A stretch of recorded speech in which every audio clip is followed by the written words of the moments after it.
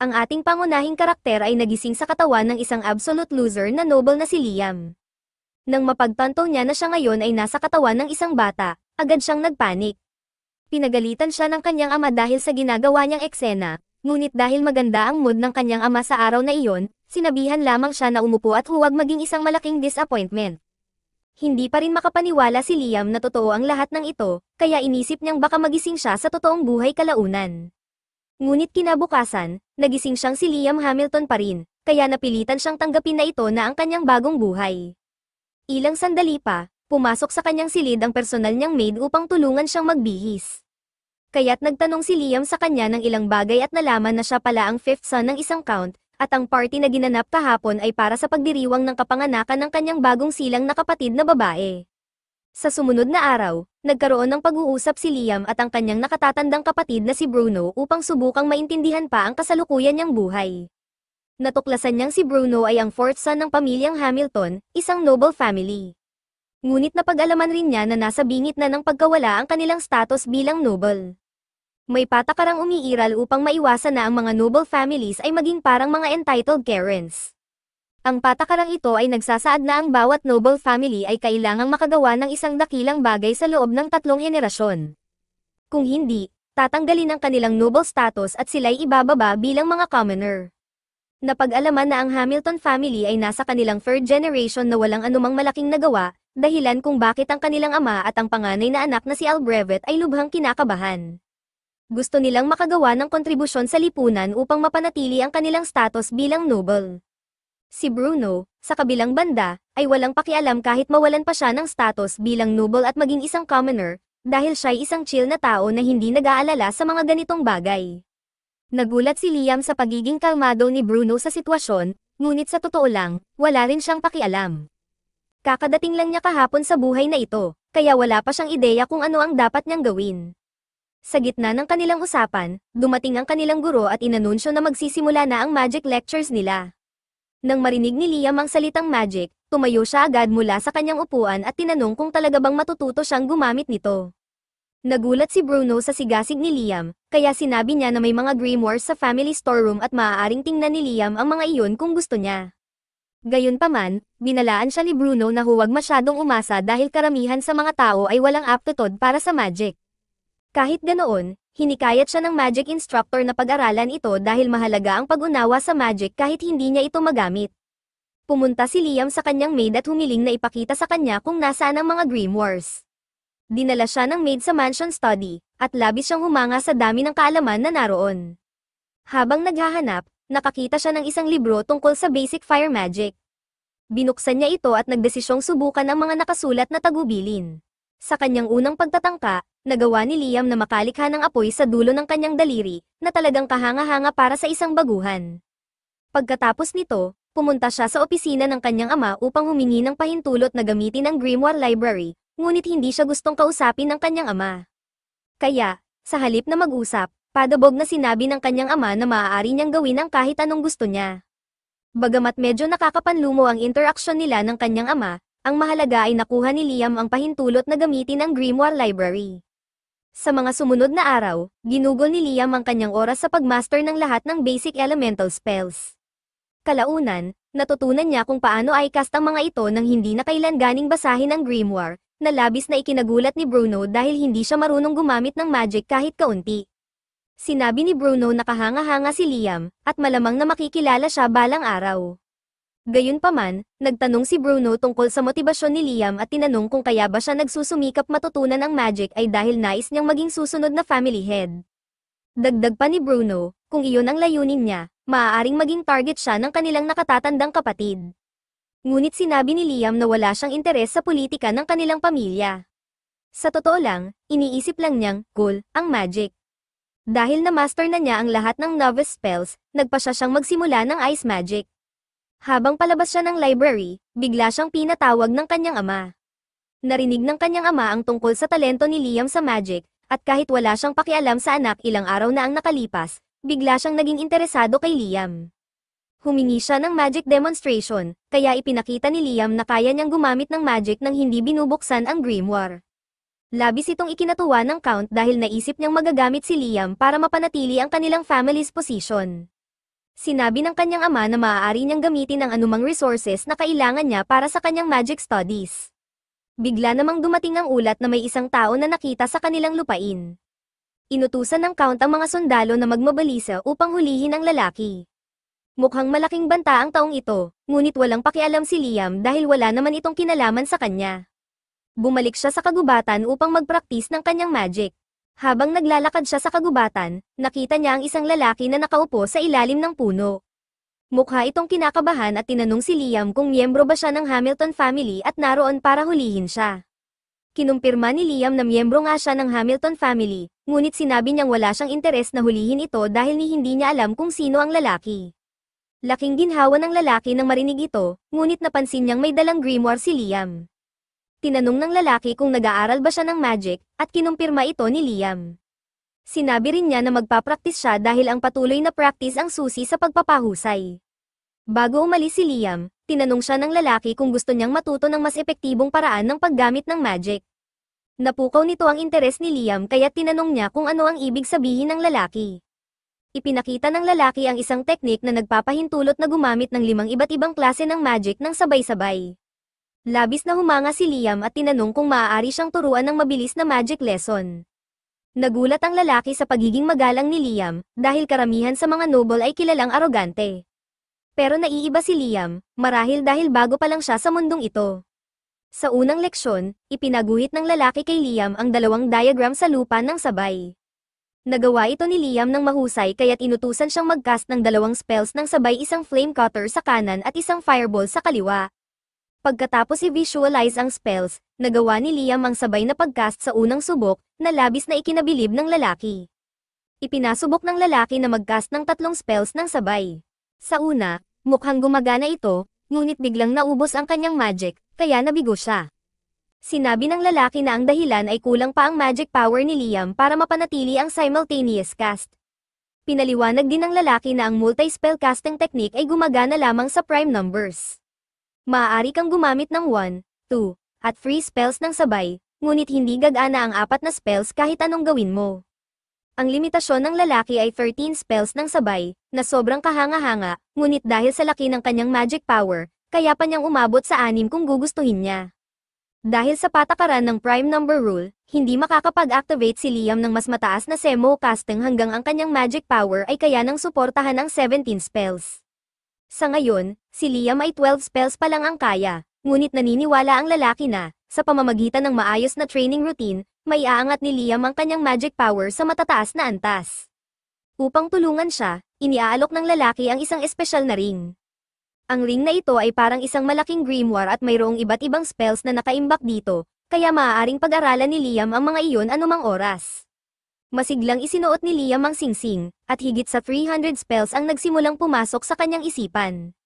Labis siyang nasasabik na subukan ng mga ito kaya tumingin siya sa kagubatan at inactivate ang windshot spell, na lumikha ng isang malakas na ihip ng hangin. Tuwang-tuwa si Liam sa naging resulta kaya bumaling siya sa lalaki upang pasalamatan ito, ngunit biglang wala na ang lalaki. Nang biglang dumating ang maid ni Liam, binalaan siya nito na delikado ang magpagala-gala sa kagubatan mag-isa sa ngayon. Ayon sa maid, may isang kainahinalang tao na pinaghahanap, kaya pinayuhan niya si Liam na mag-ingat sa pakikipag-usap sa mga estranghero. Bukod doon, dala rin ng maid ang isang grimoire na nais ng kanyang ama na ibigay kay Liam. Iniabot niya ito kay Liam bago bumalik sa mansyon. Pagkaalis ng maid, muling lumitaw ang lalaki sa likuran ni Liam. Agad siyang tinanong ni Liam kung saan siya nagpunta kanina. Sinabi ng lalaki na hindi siya umalis, gumamit lamang siya ng invisibility magic upang manatiling nakatago dahil hindi siya maaaring makita ng iba sa lugar na iyon. Pag-usapan man iyon, napansin ng lalaki ang bagong grimoire na nakuha ni Liam. Sinabi niya na mukhang kawili-wili ang librong iyon at inalok siyang turuan ng isang trick. Pinagbukas niya si Liam ng grimoire at sinabing subukang mag-summon ng isang spirit habang suot ang singsing na ibinigay sa kanya. Sinubukan ito ni Liam at nag-summon siya ng fire spirit, ngunit sa halip na manatili ito sa labas, na-absorb ito sa singsing. Inulit niya ito sa iba pang elemental spirits, at lahat ng ito ay naimbak sa singsing. Ngayon, maaari niyang hingin ang tulong ng mga spirits anumang oras. Pagkatapos mag-train ni Liam, napansin niyang wala na ang lalaki at sa pagkakataong ito, siguradong hindi na siya babalik. Bago umalis ang lalaki, iniwan niya ang isang mensahe para kay Liam na isinulat sa lupa. ipagpatuloy mo ang iyong pag-eensayo sa magic at tiyak na magiging isang dakilang salamangkero ka sa hinaharap. At, huwag mo akong isusumbong ha, kung may magtanong, sabihin mo na wala ako dito. Bagamat kaunti lamang ang alam ni Liam tungkol sa lalaking iyon, hindi may kakaila na mas marami siyang natutunan sa hapong iyon kaysa sa maaaring matutunan niya ng mag-isa. Kaya't mula noon, kinilala niya ang lalaki bilang kanyang master at magpasawalang hanggan siyang magpapasalamat sa kanya. Isang buwan ang lumipas mula nang unang makilala ni Liam ang kanyang master. Sa panahong iyon, naging mas consistent siya sa kanyang training, at ngayon ay mas bihasa na siya sa paggamit ng kanyang magic. Isang araw, lumapit si Bruno kay Liam at nagulat nang makita na nakagawa si Liam ng white charcoal gamit lamang ang magic. Ang white charcoal ay mas mainit ang pagkasunog kumpara sa ordinaryong charcoal at hindi ito naglalabas ng usok. Napakakagamit nito, ngunit halos imposible itong gawin ng walang special furnace at extreme precision. Kaya't labis ang paghanga ni Bruno na nagawa ito ni Liam nang walang anumang kagamitan, kundi magic lang. Napansin din ni Bruno ang isang bag na puno ng Elcro crystals, mga crystals na nakakatulong sa pag-restore ng nagamit na magic power. Tinanong niya si Liam kung siya rin ba ang gumawa ng mga iyon. Kinumpirma ni Liam na siya nga, bagamat aminado siyang nahirapan siyang ma-perfect ang proseso noong una. Kinakailangan kasi nito ang sabay-sabay na paggamit ng 5 klase ng magic, ngunit sa huli ay nakuha niya rin ang tamang paraan. Masaya si Bruno na makita ang talento ng kanyang nakababatang kapatid. Ipinahayag niya na malamang kaya na ni Liam na tumayo sa sarili nitong mga paa. Bilang Polem, sinabi ni Bruno na ikakasal na siya kaya hindi na siya madalas na makikita sa mansyon. Nabigla si Liam dahil iyon ang unang beses na narinig niya ang tungkol sa kasal ni Bruno. Ipinaliwanag ni Bruno na ikakasal siya sa isang mababang ranggo na noble family. Bagamat mas maliit ang yaman ng pamilya ng mapapangasawa niya kumpara sa Hamilton family, magkakaroon naman siya ng mas malaking kalayaan, kaya masaya siya sa kasunduan. Hindi alam ni Liam kung ano ang mararamdaman tungkol dito, ngunit sinabi niyang masaya siya para kay Bruno. Bago umalis, binigyan ni Bruno ng payo si Liam, sinabi niya na ang kanilang ama ay talagang nais magkaroon ng anak na babae upang maipakasal ito sa royal family at mapanatili ang status ng Hamilton family bilang nobility. Ngunit dahil lalaki si Liam, itinuring siya ng kanilang ama bilang isang failure, at nagpa siya itong subukang muli na magkaroon ng anak na babae. Sa paglipas ng panahon, habang naghihintay ng pagkakataong iyon, lalo lamang siyang kinabahan tungkol sa posisyon ng kanilang pamilya. Sa desperadong pagsubok na makagawa ng isang dakilang bagay, nagpadala siya ng isang hukbo ng 1,000 sundalo upang patayin ang isang halimaw na nakasil sa kagubatan.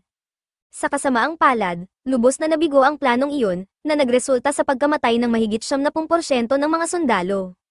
Ang kanilang ama ay patuloy pa ring nagsusumikap upang makagawa ng isang malaking tagumpay para sa Hamilton family. Subalit, sa personal na opinyon ni Bruno, ang pamilya nila ay parang cooked na, kaya pinayuhan niya si Liam na mag-isip ng paraan para mabuhay ng independyente. Dahil dito, napagdesisyonan ni Liam na sundin ang payo ni Bruno tungkol sa pagiging independent. Nagsimula siyang magbenta ng kanyang mga produkto upang kumita ng sariling pera. Maganda ang naging resulta nito dahil ang white charcoal na kanyang ginawa ay isang mahalagang kalakal na mabenta sa magandang presyo. Gayunpaman, kailangan niya ng mas mataas na kita upang tuluyang makapagsarili.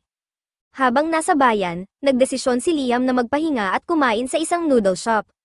Umorder siya ng isang mangkok ng ramen, at labis siyang nasarapan sa lasa nito. Napansin din niya na marami ang mahilig sa noodles sa lugar na iyon, ngunit ang problema, lahat ng noodles ay kailangang gawin mula sa simula at hindi ito tumatagal ng matagal. Dahil dito, nagkaroon ng ideya si Liam na maaaring magdulot ng malaking kita.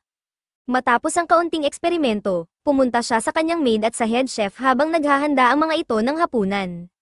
Pinatikim niya ang kanyang bagong imbensyon, isang bloke ng noodles na kailangan lamang lagyan ng mainit na tubig. Sa simpleng paraan na ito, naging isang masarap na mangkok ng noodles ang kanyang produkto. Ginamit ni Liam ang tulong ng mga spirits upang lutuin at i-dehydrate ang noodles, kaya tumatagal ito ng mas matagal at mabilis ihanda. Naniniwala si Liam na ang kanyang imbensyon ay magiging patok sa masa, kaya nagmamadali siyang pumunta sa Merchant Guild upang ibenta ito. Ngunit sa kanyang pagkadismaya, sinabi ng merchant na hindi nila maaaring ipamahagi ang kanyang produkto dahil siya ay fifth son lamang ng Hamilton family. Kailangan niyang humingi ng nakasulat na pahintulot mula sa kanyang ama o sa kanyang nakatatandang kapatid na si Al Brevet upang maibenta ang anumang orihinal na produkto sa kanilang lupain. Alam ni Liam na malamang ay hindi niya makukuha ang pahintulot nang hindi rin ibinibigay ang lahat ng kita sa kanyang pamilya. Kaya, pansamantala niyang tinigilan ang kanyang plano. Pagdating niya sa kanilang tahanan, nalaman na si Albrevet pala ang nag-utos sa merchant na tanggihan ang kahilingan ni Liam. Ayaw ni Albrevet na mas maging matagumpay ang kanyang nakakabatang kapatid kaysa sa kanya, kaya gagawin niya ang lahat upang pigilan ang tagumpay ni Liam. Hindi man alam ni Liam ang tungkol sa galit ng kanyang kapatid laban sa kanya, determinado siyang ipagpatuloy ang pagbebenta ng kanyang mga produkto. Dahil dito, nagdesisyon siyang gumawa ng mas matapang na hakbang. Nilagyan niya ng maraming produkto ang isang item box na ginawa gamit ang singsing ng kanyang master.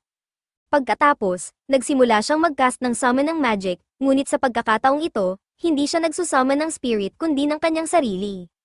Sa una, mukha itong gumana bilang isang teleportation spell, ngunit sa halip, nakagawa siya ng isang perpektong kopya ng kanyang sarili. Ipinadala niya ang kanyang clone sa kalapit na rehiyon upang doon magbenta. Kung hindi siya pinapayagan magbenta sa Hamilton region, gagawin niya ito sa ibang lugar. Makalipas ang ilang araw, nagpadala ang clone ni Liam ng mensahe tungkol sa mga naging benta nito. Sa bilis ng kita, mukhang magkakaroon si Liam ng sapat na pera upang maging independyente. Kapag hindi nagbebenta si Liam, ginagamit niya ang kanyang clone upang magpraktis ng mga attack spells. Sa wakas, natutunan na niyang kontrolin ang magic missile spell, kaya labis siyang nasiyahan sa kanyang sarili. Bigla niyang narinig ang paparating na mga hakbang kaya agad niyang pinawi ang kanyang clone at lumabas upang tingnan kung sino iyon. Sa kanyang gulat, nakita niya si Albrevet, walang paligoy-ligoy, agad siyang tinanong ni Albrevet kung ano ang nais niyang maging sa hinaharap. Alam ni Liam na tinatanong lamang siya ni Albrevet upang malaman kung tunay ba siyang banta sa posisyon ni Albrevet bilang tagapagmana ng pamilya. Gaya ng nabanggit, walang interes si Liam sa politika ng pamilya, kaya sinabi niya kay Albrevet na nais niyang maging independyente sa hinaharap. Labis na nabunutan ng tinik si Albrevet dahil hindi na niya kailangang makipagkompetensya kay Liam para sa karapatang magmana. Dahil dito, inalok ni Albrevet na tulungan si Liam maging independyente ng mas mabilis, at nagbigay siya ng rekomendasyon para makapasok si Liam sa Hunters Guild. Kinahapunan, pumunta si Liam sa Hunters Guild, pagpasok niya pa lang, lahat ng mata ay nakatuon sa kanya dahil hindi makapaniwala ang mga hunters na may isang bata sa loob. Nagpunta si Liam sa front desk upang makilala ang guildmaster, na naabisuhan na ni Albrevet tungkol kay Liam. Gayunpaman, sinabi ng guildmaster na kailangang dumaan si Liam sa isang pagsusulit upang masukat ang kanyang kakayahan. Sinabi ng guildmaster kay Liam na gumamit ng kahit anong offensive spell laban sa kanya. Ngunit si Liam ay hindi pamilyar sa salitang incantation, kaya wala siyang ideya kung ano ang ibig sabihin nito. Inakala ng guildmaster na bahagyang mas malakas si Liam kaysa sa karaniwan dahil ni-recommend siya ni Albrevet, ngunit nang mag-cast si Liam ng spell, halos maabot ng guildmaster ang bingit ng kamatayan. Sa kabutihang palad, hindi direktang tinarget ni Liam ang guildmaster. Matapos kumalma ang guildmaster, binigyan niya si Liam ng B-rank status. Ngayon na may opisyal na ranggo na si Liam, nagpasya siyang simulan ang kanyang unang misyon. Ngunit bago siya makaalis, nilapitan siya ng isang babae na nagpakilala bilang aso na aqua. Labis siyang humanga sa kakayahan ni Liam kaya tinanong niya kung gusto nitong makipag-team up sa kanya. Plano ni Liam na mag-solo, ngunit wala naman siyang tutol sa pagkakaroon ng kasama kaya pumayag siya. Tuwang-tuwa si Asuna at agad siyang hinayla upang magtrabaho. Habang naglalakad sila, nalito si Liam dahil wala pa silang natatanggap na misyon. Ipinaliwanag ni Asuna na ang mga misyon ay ibinibigay lamang sa mga A-rank parties o mas mataas. Para sa mga mabababang ranggo, kailangan nilang maghanap at pumatay ng mga mapanganib na halimaw para sa gantimpala.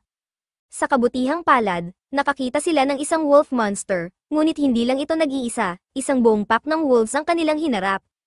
Nag-alala si Asuna dahil napakarami ng mga wolves, ngunit inisip ni Liam na magiging madali lang ito kung magtutulungan sila.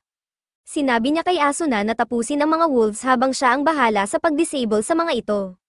Gumamit si Liam ng Earth Spirits bilang pain upang makuha ang atensyon ng mga wolves. Nang kumagat ang mga wolves sa pain, pinalawak ni Liam ang mga gnomes upang malak ang kanilang mga panga. Dahil hindi na sila makakagalaw, isa-isa silang tinapos ni Asuna. Sa kabuuan, nakapatay sila ng 42 wolves, pagkatapos, dinala nila ang mga bangkay sa guildmaster, na labis na humanga sa kanilang kakayahan. Ibinigay niya sa kanila ang isang espesyal na misyon, alisin ang isang armored caterpillar na humaharang sa daan patungo sa bayan. Ang halimaw na ito ay isang malaking banta, lalo na't may darating na mahalagang tao sa bayan.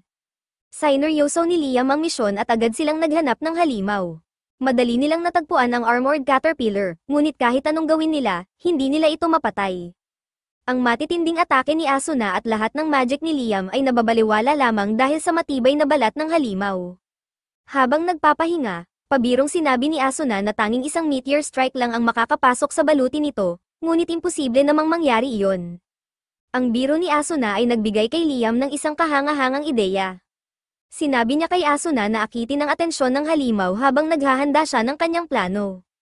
Bagamat wala siyang ideya kung ano ang plano ni Liam, sinunod ni Asuna ang kanyang utos at inilihis ang pansin ng halimaw.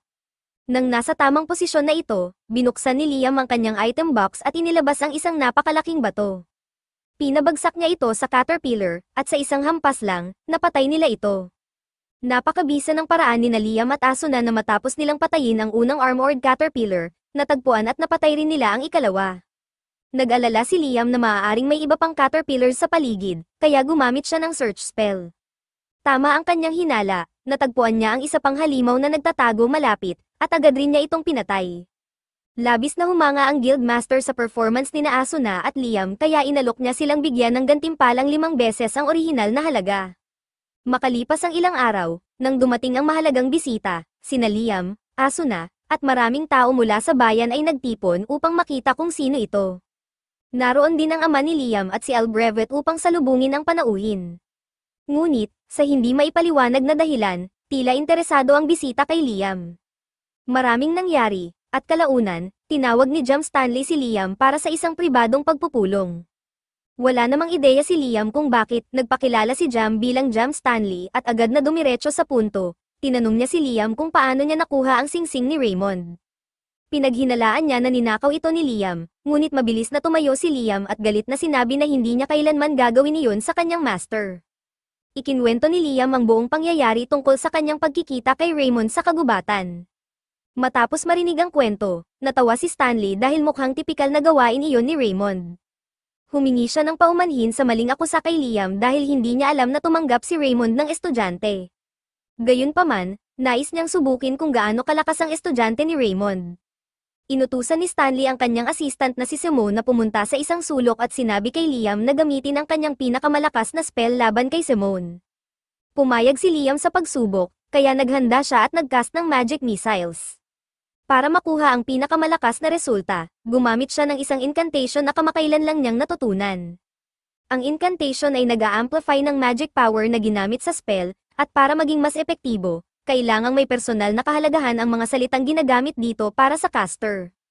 Kaya, sinimulan ni Liam ang incantation sa pamamagitan ng pagbanggit sa mga pangalan ng kanyang paboritong idols.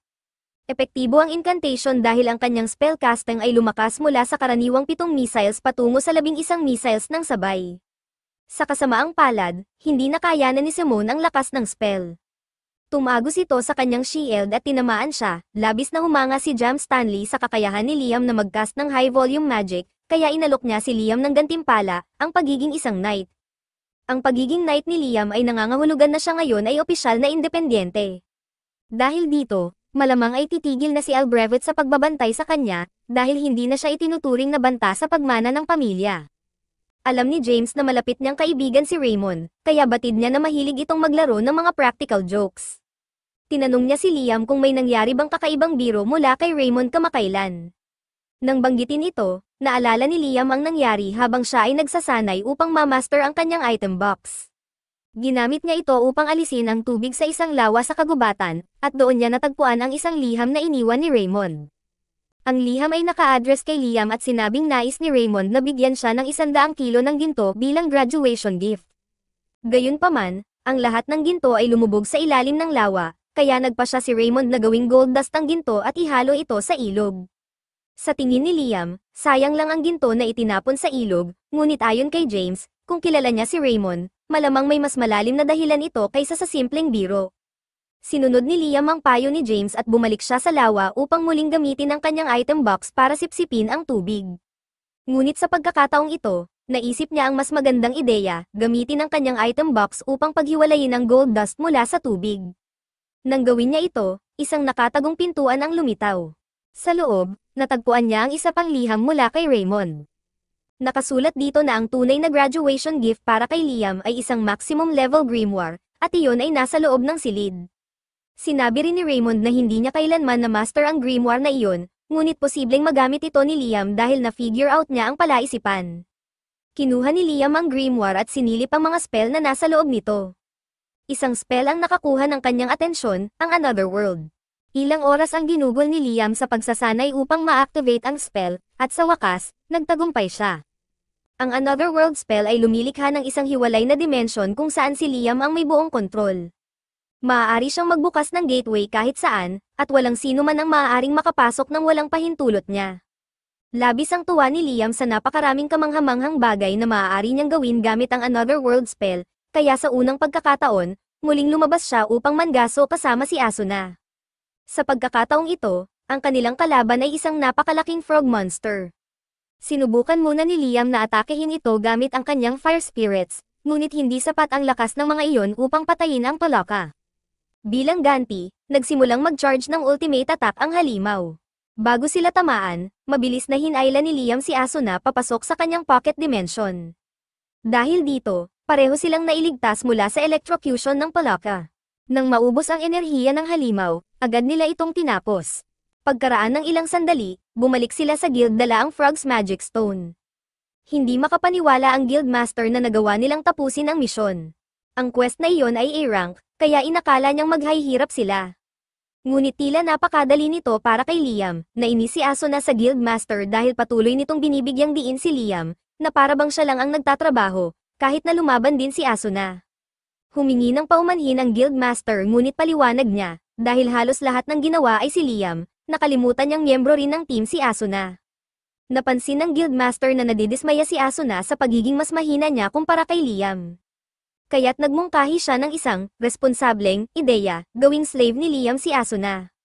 Parehong hindi natuwa sina Liam at Asuna sa ideyang iyon, dahil bilang slave, mapipilitan si Asuna na sundin ang anumang utos ni Liam, kahit pa ito ay may kalokohan. Ngunit binanggit ng guildmaster na kung magiging familiar ni Liam si Asuna, automatikong lalakas si Asuna kasabay ng paglakas ni Liam. Nang marinig ito, agad na pumayag si Asuna na maging slave ni Liam. Sinabi niyang wala siyang pakialam kahit magbigay pa ng nakakahiya o pervy request si Liam dahil tiwala siyang hindi ito gagawin ni Liam. At kahit gawin man niya, hindi raw ito magiging issue sa kanya. Nagbuo sila ng kontrata, at sa sandaling matapos ito, biglang naglaho si Asuna. Nagulat ang lahat, ngunit bigla siyang muling lumitaw sa likuran ni Liam. Ipinaliwanag niya na gumalaw lang siya ng sobrang bilis matapos maitatag ang kontrata. Narinig ni Asuna ang isang boses sa kanyang isipan na nagsabi, "Unique skill acquired, Speedster." Labis itong ikinatuwa ni Liam, napaka-interesante ng ideya na makakuha ng natatanging kasanayan mula sa familiar contracts, kaya't naisip niyang subukan ito muli. Ngunit dahil ang familiar contracts ay nangangailangan ng sapilitang pagsunod, mahirap makahanap ng taong handang isuko ang kanilang kalayaan kapalit ng kapangyarihan. Sa kabutihang palad, kilala ni Asuna ang isang taong angkop para sa kontrata. Pinuntahan nila ang kaibigan ni Asuna na si Jody at ipinaliwanag ang buong sitwasyon. Wala namang masyadong ginagawa si Jody sa kasalukuyan, kaya pumayag siya na maging familiar ni Liam. Matapos mabuo ang kontrata, tinanong siya ng lahat kung nakakuha rin ba siya ng unique skill. Sa halip na sumagot, tahimik na lumabas si Jody ng guild at bumalik na may dalang dalawang sandwich. Ibinigay niya ang isang sandwich sa isang lalaking may bali ang kamay, at pagkakain nito, agad gumaling ang kanyang braso. Ipinaliwanag ni Jody na ang kanyang unique skill ay nagbibigay sa kanya ng kakayahang magpagaling ng mga tao sa pamamagitan ng pagkaing ginagawa niya. Ilang araw ang lumipas, muling nakipagkita si Liam kay James, na inabisuhan siya na darating si Princess Scarlet upang makipagkita sa kanya. Hindi maintindihan ni Liam kung bakit kailangan pang pumunta ng prinsesa para makita siya, ngunit ipinaalala ni James na nakumpleto ni Liam ang isang A-rank quest, kaya't napatunayan niyang malakas siya. Bukod pa rito, may kakayahan siyang magbigay ng unique skill sa pamamagitan ng pagiging master ng iba. Partikular na interesado ang prinsesa na makita ang mga kakayahan ng mga familiars ni Liam.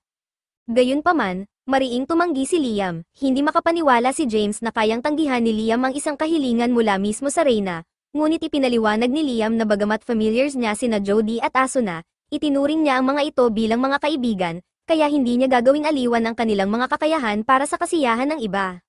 Nakita ni James na hindi magbabago ang pasya ni Liam kaya't pinauwi niya ito.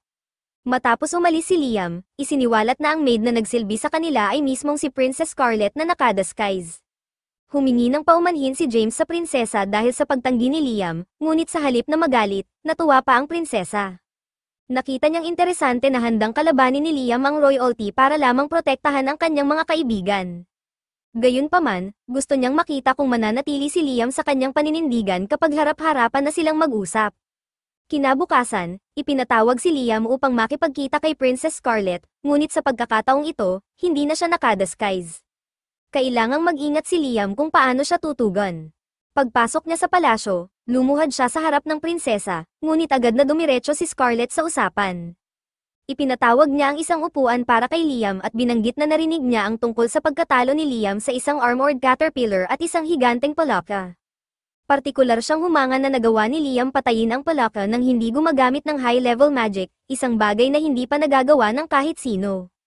Gayunpaman, mas interesado si Scarlet sa mga familiars ni Liam. Hiniling niya na ipakita sa kanya ang kanilang mga kakayahan. Ramdam ni Liam na ginagamit ng prinsesa ang kanyang awtoridad upang pilitin siyang sumunod, ngunit hindi niya matanggap ang kahilingan nito. Tinanong ni Scarlet kung talagang tatanggihan niya ang isang direktang utos mula sa isang noble, ngunit kahit ano pa ang kahinatnan, nanatiling matatag si Liam sa kanyang sagot. Mariin niyang tinanggihan ang kahilingan ng prinsesa. Para kay Liam, hindi niya gagawing aliwan ang kanyang mga kaibigan, kahit pa siya'y harapin ang galit ng prinsesa. Sa gulat ni Liam, biglang tumawa ng malakas si Princess Scarlet. Sinabi niya na si Liam ang kauna-unahang tao na kanyang nakilala na nananatiling tapat sa kanilang prinsipyo kahit paharapin ang mataas na awtoridad. Labis siyang natuwa at napahanga kaya nais niyang bigyan ng gantimpala si Liam. Ipinahayag niya na simula sa araw na iyon, si Liam ay bibigyan ng title bilang isang baron. Nagulat si Liam at halos hindi makapaniwala, sa kanyang pananaw, wala siyang nagawang karapat-dapat upang makakuha ng ganoong karangalan. Ngunit si Scarlet ay nagustuhan si Liam, at dahil siya ang prinsesa, magagawa niya ang anumang nais niya. Dagdag pa rito, sinabi ni Scarlet na ang pagkakaroon ni Liam ng sariling title ay magdudulot ng pagbaba ng status ng kanyang pamilya bilang nobility, isang bagay na hindi alintana ng prinsesa. Ngunit may isa pang regalo si Scarlet para kay Liam, isang familiar contract grimoire. Labis na nasabik si Liam sa regalong ito, higit pa sa kanyang pagkatuwa sa pagiging isang baron. Buong pasasalamat niyang tinanggap ang grimoire at masayang umalis upang magpraktis gamit ito. Pagkalipas ng kaunting oras, nakita si Liam na nakaupo sa kagubatan habang binabasa ang grimoire. Madali niyang nagamit ang mga spells mula sa aklat, ngunit alam niyang hanggang hindi niya ito tuluyang namamaster, ang mga contracts na gagawin niya gamit ito ay pansamantala lamang. Habang nagsasanay siya, napansin niyang papalapit si Bruno. Nagulat siya dahil matagal nang ikinasal at umalis ng bahay si Bruno. Tinanong niya kung bakit naroon ang kanyang kapatid, ngunit sinabi lang ni Bruno na wala siyang partikular na dahilan, gusto lang niyang makipagkita kay Liam at personal na batiin ito sa pagiging isang baron. Sinabi ni Bruno na ito ay isang malaking tagumpay, at idinagdag pa niya na sa teknikal na aspeto, mas mataas na ngayon ang ranggo ni Liam kaysa sa kanilang ama. Nalito si Liam at tinanong kung paano iyon nangyari, dahil alam niyang ang kanilang ama ay isang count at siya ay isang baron lamang. Ipinaliwanag ni Bruno na bagamat mas mababa ang ranggo ng baron kaysa sa count, ang bansang ito ay may kakaibang sistema ng paghahati ng nobles. May dalawang kategorya, ang mga nakamit ang kanilang mga titulo sa sarili nilang pagsusumikap, at ang mga nagmana ng kanilang titulo. Siyempre, mas mataas ang tingin sa mga taong nakamit ang kanilang titulo sa sariling kakayahan. Hindi alam ni Liam na ganoon ang sistema, gayunpaman, hindi siya masyadong naapektuhan nito. Kahit na ngayon ay mas mataas na ang kanyang ranggo kaysa sa kanilang ama, mas interesado siya sa patuloy na pag-aaral ng magic kaysa sa politika ng nobility. Habang naglalakad si Liam sa mga pasilyo, nadaanan niya si Albrevet at binati ito. Ngunit sa halip na bumati pabalik, bastos na iniwasan ni Albrevet si Liam. Naiwan si Liam na nagtataka kung bakit galit na galit ang kanyang kapatid. Samantala, si Albrevet ay nagngangalit sa galit, hindi niya matanggap na ang bobo niyang nakakabatang kapatid ay biglang sumisikat at nag-uumapaw sa mga tagumpay. Habang naglalakad, narinig niya ang usapan ng ilang maids tungkol sa mga kamanghamanghang nagawa ni Liam kamakailan. Labis itong ikinainsulto ni Albrevet, kaya't sinigawan niya ang mga ito, sinasabing, kung sa tingin ninyo'y napakahusay ni Liam, bakit hindi na lang kayo magtrabaho para sa kanya? Napansin ng mga maids na halata ang pagseselos ni Albrevet, kaya't agad silang humingi ng paumanhin para hindi siya lalong magalit. Ngunit hindi pa natatapos si Albrevet, tinanong niya ang mga ito kung sa tingin nila ay mas mahusay si Liam kaysa sa kanya. Ang sagot ay malinaw, isa sa kanila ay isang magic prodigy na nakakuha ng titulo sa edad na 12, habang ang isa naman ay isang spoiled brat na walang nagawang kapansin-pansin sa kanyang buhay. Ngunit, dahil gusto ng mga maids na manatili sa trabaho nila, sinabi na lang nila kay Albrevet na siya ang mas mahusay. Nag-walk out si Albrevet na galit, determinado siyang patunayan na mas magaling siya kaysa kay Liam, kaya't nanumpa siyang gagawa rin ng isang makabuluhang bagay. Kinabukasan, nakipagkita si Liam kina Asuna at Jody sa bayan. Napansin nilang naging sikat na sila sa mga tao, karamihan ay dahil sa kagandahan ni na Jody at Asuna. Tuloy, halos lahat ng lalaki sa paligid ay masamang nakatingin kay Liam dahil sa inggit. Pagkatapos ng ilang usapan, iminungkahi ni Liam na bumuo sila ng isang party para maging opisyal ang kanilang grupo. Gayunpaman, hindi niya gustong pilitin ang dalawa na gawin ang ayaw nila, kaya tinanong niya kung okay lang ito sa kanila. Wala namang dahilan sina Asuna at Jody para tumanggi, kaya pumayag sila na bumuo ng party kasama si Liam. Kinahapunan, nagtungo ang grupo sa kagubatan para sa isang misyon. Gumamit si Jody ng kanyang bow and arrow upang tamaan ang isang wolf sa leeg. Habang mahina na ang halimaw, mabilis na tumakbo si Asuna at tinapos ito gamit ang kanyang espada. Pinuri ni Liam si Asuna dahil napansin niyang mas bumilis ito mula nang maging familiar niya. Samantala, napansin ni Jody ang malaking pagbabago sa sarili niya. Wala na siyang old lady vision dahil sa kontrata na para bang bumalik siya sa kanyang kabataan. Tinanong ni Liam kung palaging mabuti ang pagkakaroon ng mas malinaw na paningin. Ayon kay Jody, hindi siya kailanman tatanggi sa mas maayos na paningin, lalo na't isa siyang archer. Dahil dito, tinaas ni Liam ang kanyang kamay at nagcast ng isang enhancement spell sa mga mata ni Jody. Agad na nagkaroon siya ng kakayahang makita ng mas malayo kaysa dati, na ikinatuwa ni Jody. Tinanong ni Asuna si Liam tungkol sa ginawa niya kay Jody. Ipinaliwanag ni Liam na gumamit lang siya ng isang basic enhancement spell upang mapabuti ang paningin ni Jody. Sa tingin ni Asuna, sobrang astig nito kaya nakiusap siyang i-enhance din ni Liam ang kanyang mga kakayahan. Gayunpaman, hindi sumang-ayon si Liam, maaaring mapalakas niya ang combat power ni Asuna, ngunit may malaking panganib na mabalian siya ng buto dahil sa stress ng bagong lakas. Sa kabilang banda, ang pagpapabuti ng paningin ay halos walang masamang epekto.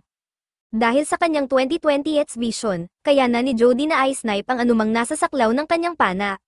Laking pasasalamat niya kay Liam sa Red Along ito, pagkatapos ng mahabang araw ng pangangaso, bumalik si Liam at ang grupo sa guild, ngunit nagulat sila sa kaguluhang kanilang nadatnan. Tinanong nila kung ano ang nangyari at nalaman nilang si Albrevet ang dahilan ng gulo. Sinira nito ang forest seal, na nagdulot ng malaking problema.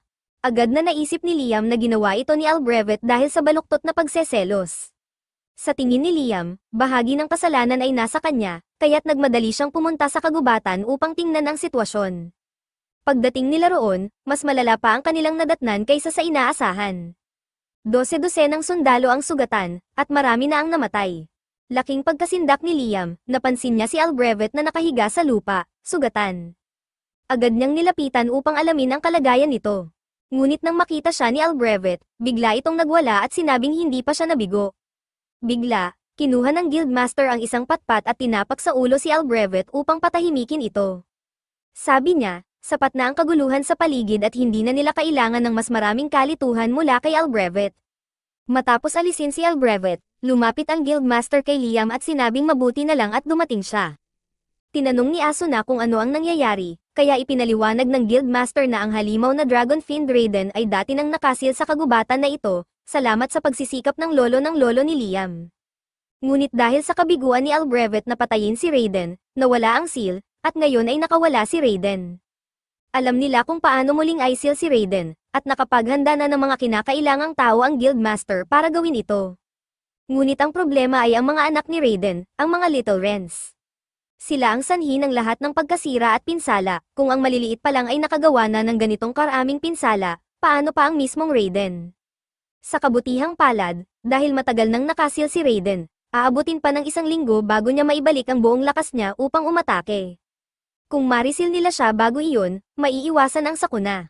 Determinado si Liam na tumulong, kaya't nagmadali siyang pumunta sa kinaroroonan ni Raiden at nakita niyang binabantayan ito ng 3 Little Wrens. Ang mga Little Wrens ay hindi ganoon kalalaki, kaya't nagpa siya si Asuna na subukan ang kanyang swerte at umatake. Ngunit habang tumatakbo siya palapit, nagpaputok ng fireball ang isa sa mga Little Wrens. Bagamat naiwasan ito ni Asuna, ang puno sa likuran niya ay ganap na nawala sa usok. Sinubukan naman ni Liam na gamitin ang kanyang magic missiles upang umatake, ngunit ginamit ng mga Wrens ang kanilang mga fireballs upang kontrahin ito. Naging malinaw kay Liam na ang kanyang pinakamalakas na spell ay hindi sapat upang talunin ang mga halimaw. Gayunpaman, may isa pang trick na maaari niyang subukan. Inutusan ni Liam si Asuna na dalhin si Jody at tumakbo palayo. Habang papalapit ang lahat ng Little Wrens kay Liam, binuksan niya ang kanyang Another World Gate at hinayaan silang mahulog dito. Agad silang natrap sa loob ng hiwalay na dimensyon. Hindi makapaniwala ang Guildmaster na nagawa ni Liam talunin ang tatlong Little Wrens ng mag-isa, at maging si Liam ay nagulat dahil muntik na siyang matalo. Ngayon na wala nang makakapigil sa kanila, inutusan ng Guildmaster ang lahat na simulan na ang resilang kay Raiden. Habang abala ang iba, bumalik sina Asuna at Jody sa tabi ni Liam. Lubos siyang na-relieve na ligtas ang dalawa, tinanong nila si Liam tungkol sa spell na ginamit niya upang talunin ang mga Little Wrens. Ipinaliwanag ni Liam na ang ginamit niya ay isang spell na lumilikha ng isang separate dimension. Sinabi niya na natrap niya ang mga Little Wrens sa loob nito, at walang panganib na makatakas ang mga ito. Sa kanyang kasalukuyang antas ng mastery, anumang nasa loob ng dimensyon ay mawawala kapag isinara niya ang gate. Biglang narinig ni Liam ang isang boses sa kanyang isipan, at sa sumunod na segundo, nahila siya papunta sa isip ni Raiden. Tinawag siya ni Raiden bilang isang human with an immense soul at tinanong kung sino siya talaga. Ngunit naguluhan si Liam sa tanong, dahil sa pagkakaalam niya, isa lang siyang ordinaryong tao. Bagamat iyon ang sinabi ni Liam, hindi kumbinsido si Raiden. Malinaw niyang nakikita na ang katawan at kaluluwa ni Liam ay hindi tugma. Napagtanto ni Liam na maaaring tinutukoy ni Raiden ang katotohanang siya ay reincarnated sa katawan ni Liam Hamilton. Nagtaka si Liam kung alam ni Raiden ang dahilan sa likod nito, ngunit sa kasamaang palad, wala rin itong ideya. Gayunpaman, sinabi ni Raiden na sigurado siyang magiging kakaiba at kapanapanabik ang buhay ni Liam.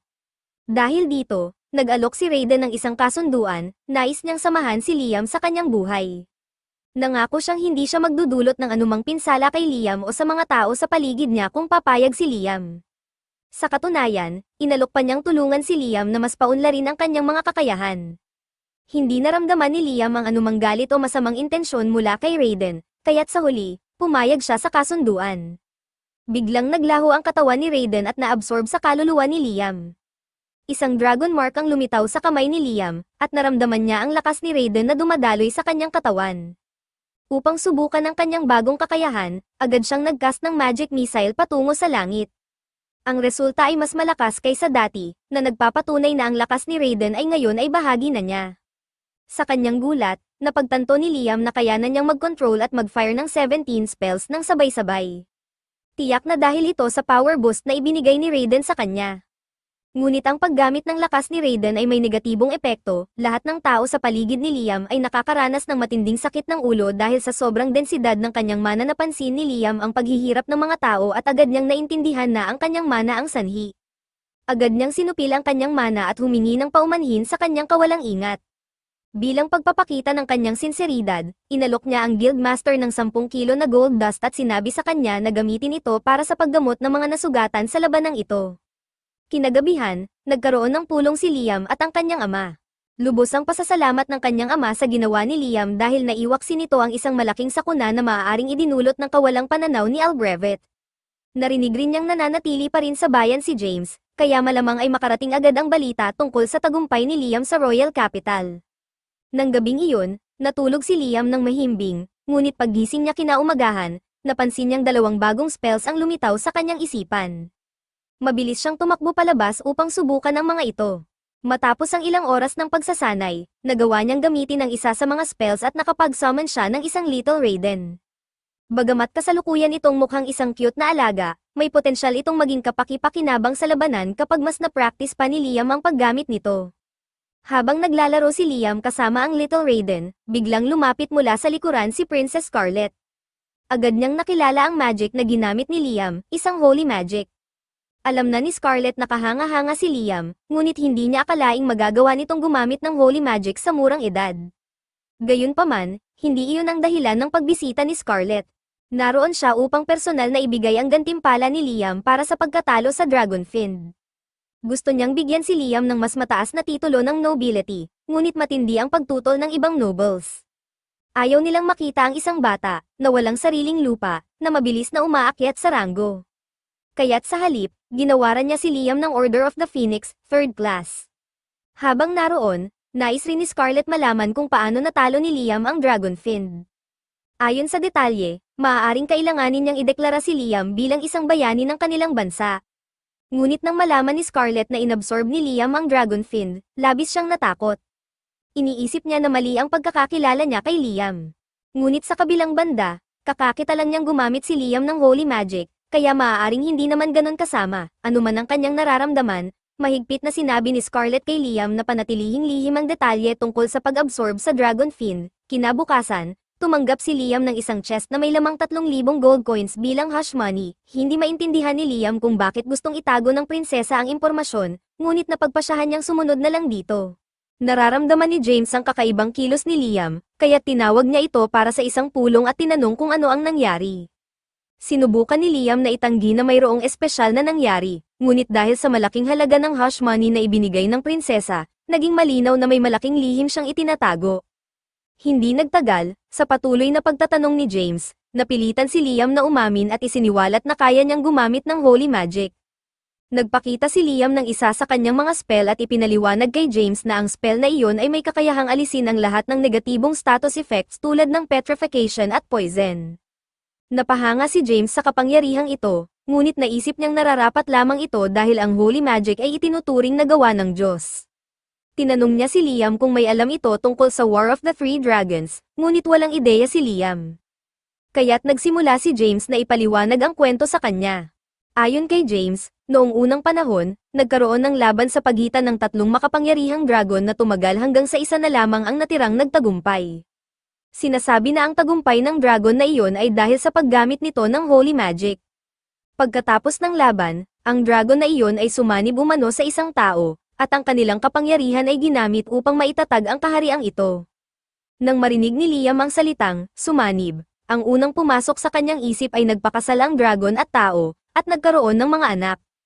Ngunit itinama ito ni James, na nagsabing si Liam mismo ay halimbawa ng kung ano ang hitsura ng pagsanib sa isang dragon. Napagtanto rin nila na ang Raiden ay pumasok sa katawan ni Liam, kaya teknikal na sila ay magkasama. Ipinaliwanag ni James na parang ni-recreate ni Liam ang alamat ng pagkakatatag ng kaharian, ngunit sa kabila ng kamanghamanghang bagay na ito, may mas mahahalagang usapin na kailangang talakayin. Ang pagiging noble ng pamilyang Hamilton ay nakabase sa tagumpay ng kanilang lolo sa pagsil ng isang Dragon Fiend. Ngunit lumalabas na si Raiden ay hindi pala isang Dragon Fiend, kundi ang founding dragon ng kaharian. Nangangahulugan ito na mali ang pagkakasil ng pamilya Hamilton sa nagtatag ng kanilang bayan. Kapag kumalat ang impormasyong ito, tiyak na mawawala ang status ng pamilya Hamilton bilang mga maharlika. Ayaw ni Liam na mangyari ito, lalo na't alam niyang desperado ang kanyang ama at si Albert na mapanatili ang kanilang estado. Ngunit higit pa rito, may mas matinding alalahanin si James. May posibilidad na galit si Raiden dahil sa pagkakasil nito, kaya maaaring nagpaplano ito ng paghihiganti laban sa kanilang kaharian.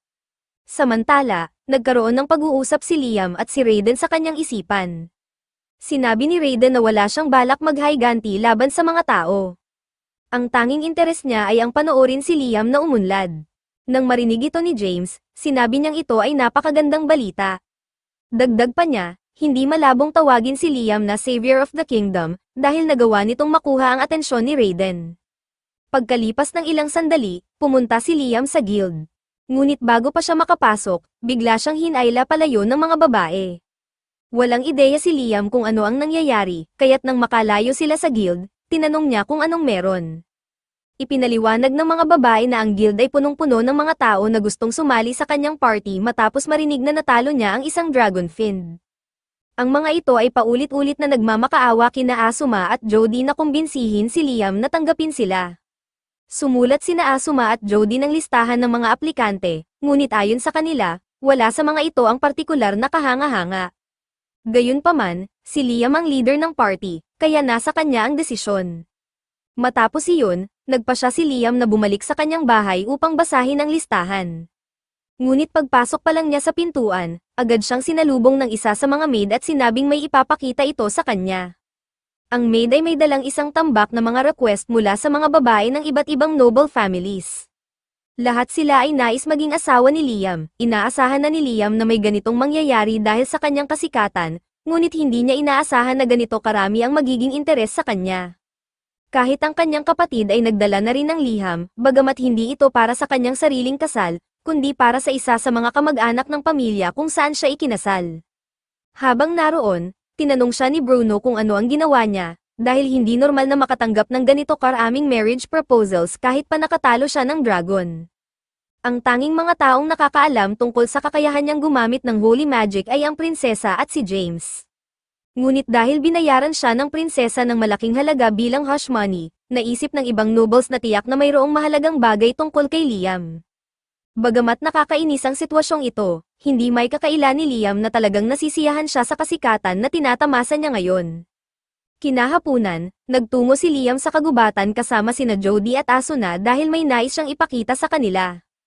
Binuksan niya ang kanyang pocket dimension, at sa kanilang pagpasok, nakita ni Asuna at Jody ang isang malaking bahay na nasa gitna ng kwarto. Ipinaliwanag ni Liam na pinakonstruct niya ito sa tulong ng isang karpintero at inilipat niya ito sa loob ng kanyang item box. Bagamat kahanga-hanga ito, nag-alala si Asuma na baka bigla itong maglaho, tulad ng nangyari sa mga Raiden Juniors dati. Noong mga panahong iyon, ipinaliwanag ni Liam na ganap na niyang na-master ang spell na ito, kaya't walang anumang bagay sa loob ng kanyang pocket dimension ang mawawala muli.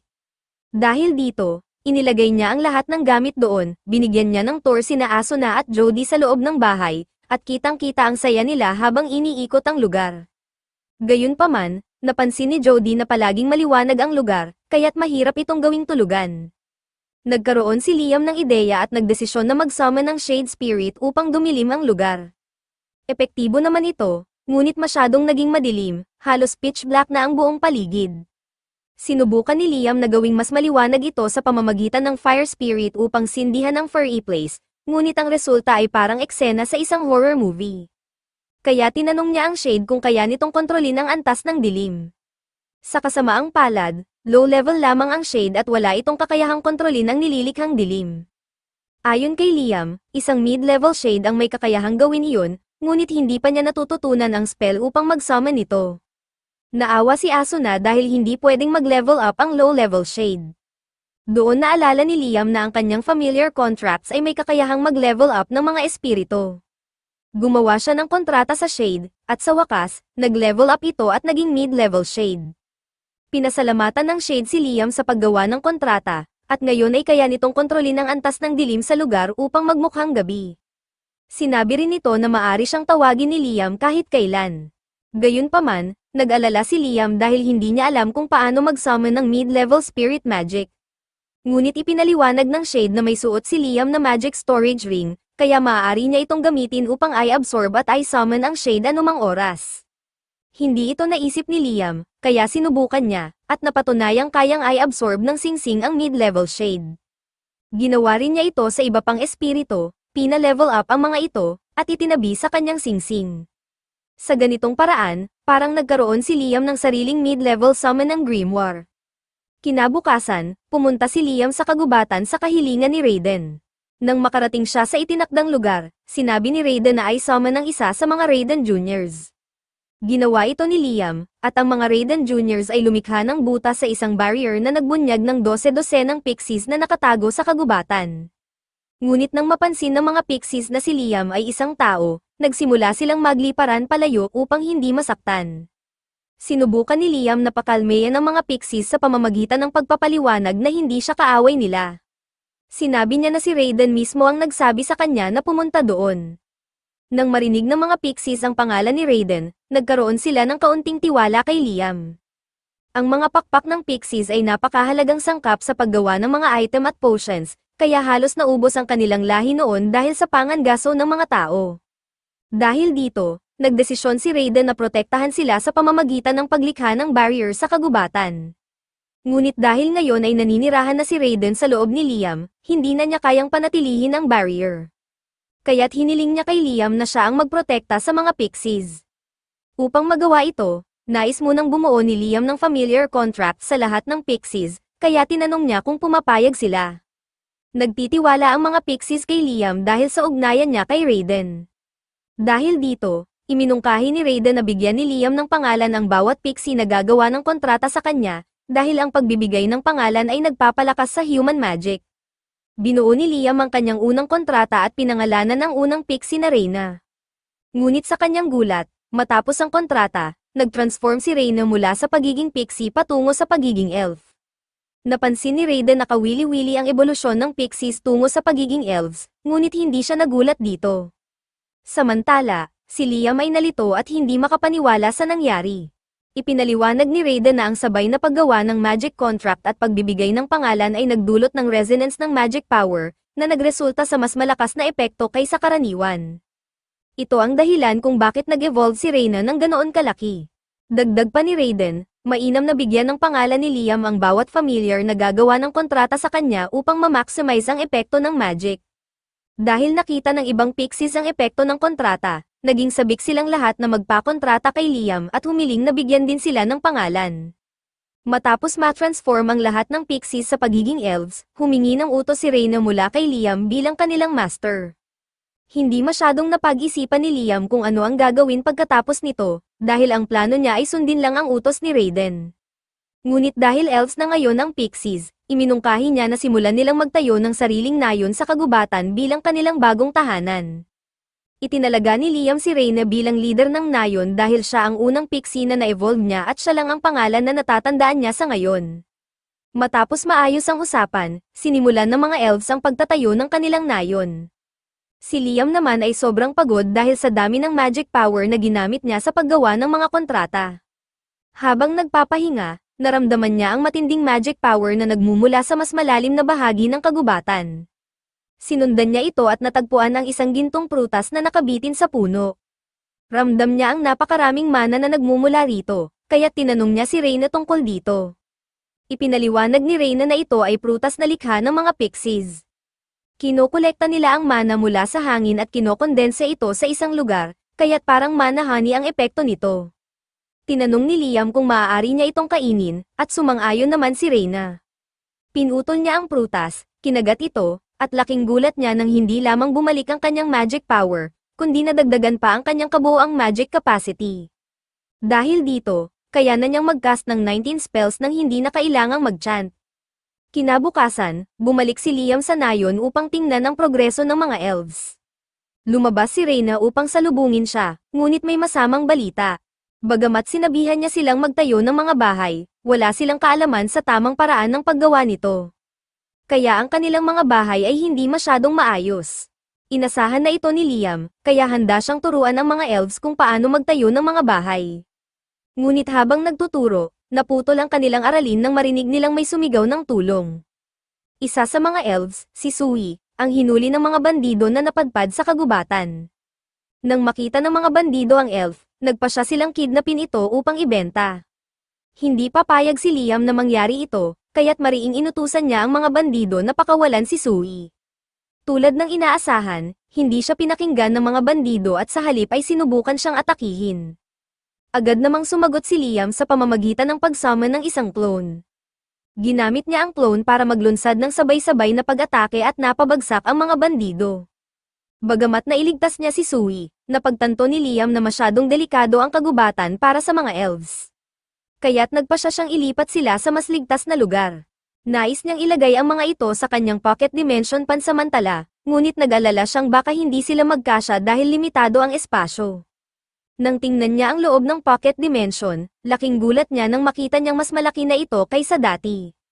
Malamang ay epekto ito ng kinain niyang pixie honey. Dahil dito, naging perpekto ang plano niya. Sinabi niya sa lahat ng elves na pumasok sa loob ng pocket dimension upang mailipat sila sa mas ligtas na lugar. Pagkalipas ng ilang sandali, bumalik si Liam sa kanyang lupain at binuksan ang kanyang pocket dimension upang palabasin ang mga elves. Nagulat sila nang malaman na nasa isang ganap na bagong lugar na sila ngayon. Ipinaliwanag ni Liam na dinala niya sila sa kanyang lupain upang hindi na sila mag-alala tungkol sa mga pag-atake. Habang nagpapasalamat ang mga elves, mas lalo silang namangha sa kakayahan ni Liam na dalhin silang lahat gamit ang iisang spell. Dahil dito, sabay-sabay silang lumuhod at nagmakaawa kay Liam na maging hari nila. Nangako silang gagawin ang anumang iutos niya kung papayag siyang pamunuan sila. Bagamat naramdaman ni Liam ang responsibilidad na protektahan sila, hiniling niya na huwag siyang tawaging hari dahil ayaw niyang masangkot sa politika. Sa kabila nito, tinanggap niya ang papel bilang kanilang leader at sinimulan niyang maghanap ng lugar na maaring tirahan ng mga elves. Lumipas ang 4 na araw, at abala pa rin si Liam sa paghahanap ng tamang lugar para sa kanila. Sa panahong ito, walang tigil niyang pinag-aralan ang bagong magic na itinuro ni Raiden. Nang tuluyan niya itong matutunan, pinapila niya ang lahat ng elves at ginamit ang spell upang i-teleport sila ng 100 kilometro mula sa kanilang kinalalagyan patungo sa isang lugar na tinatawag na Sealed Islands.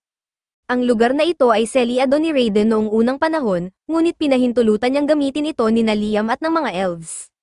Kung maglalakad sila papunta rito, aabutin sila ng 4 na araw, ngunit dahil sa bagong teleportation magic ni Liam, nagawa nilang makarating doon agad. Sinabi niya sa mga elves na maaari na silang manirahan sa lugar na ito, ngunit kailangan pa rin niya ng tulong para maipatayo ang kanilang mga bahay. Pansamantala, iniwan niya ang isang Raiden Jr. upang protektahan ang mga elves habang wala siya. Pagkatapos nito, nag-teleport si Liam pabalik sa kanyang tahanan.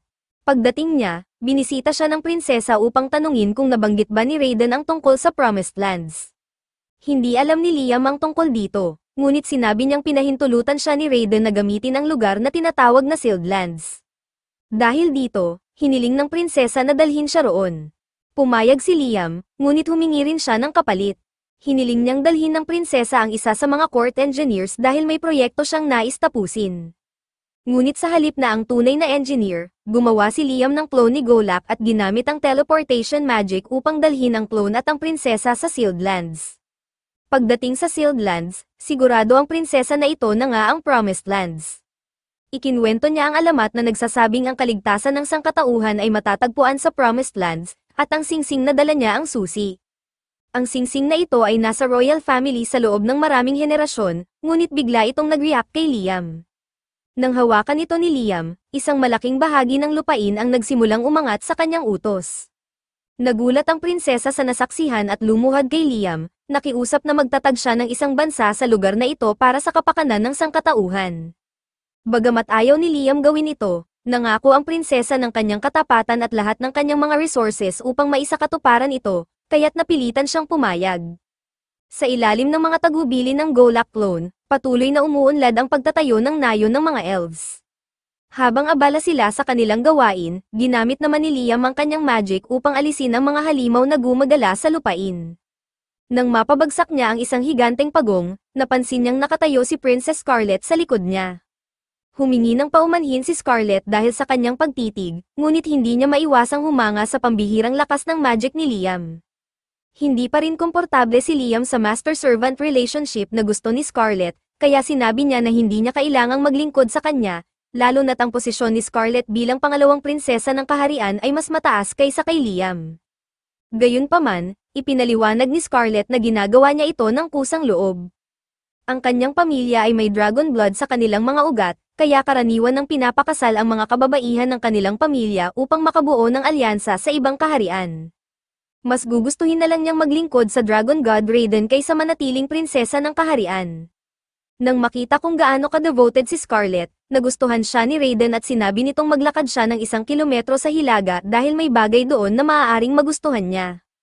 Sinunod ni na Scarlet at Liam ang direksyon ni Raiden, at sa gitna ng kagubatan, natagpuan nila ang pasukan sa isang sinaunang ruins.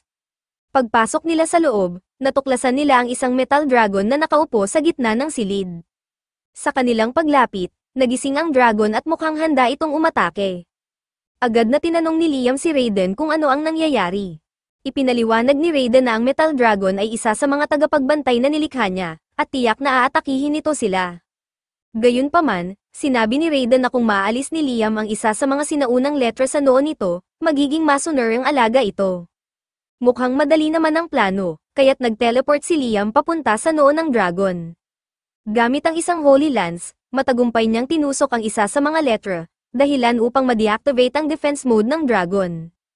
Pagkatapos nito, ang dragon ay nag-react sa dragon blood na dumadaloy sa katawan ni Scarlet at nagpa siya itong sumunod sa kanya. Masaya namang tinanggap ni Scarlet ang Dragon Guard bilang kasamahan. Gayunpaman, nang sinabi ni Liam na nais niyang bumalik sa ibabaw, Sinabi ni Scarlet na mananatili muna siya roon upang bantayan ang dragon hanggang sa ganap na gumaling ito mula sa sugat na sanhi ng atake ni Liam. Hindi pa rin sanay si Liam sa ideya na may isang mahalagang tao tulad ni Scarlet na naglilingkod sa kanya. Sinabi ni Raiden na ang solusyon ay maging isang taong kasing halaga rin ni Scarlet upang hindi na ito maging awkward. Ngunit aminado si Liam na hindi ganoon kadaling gawin iyon.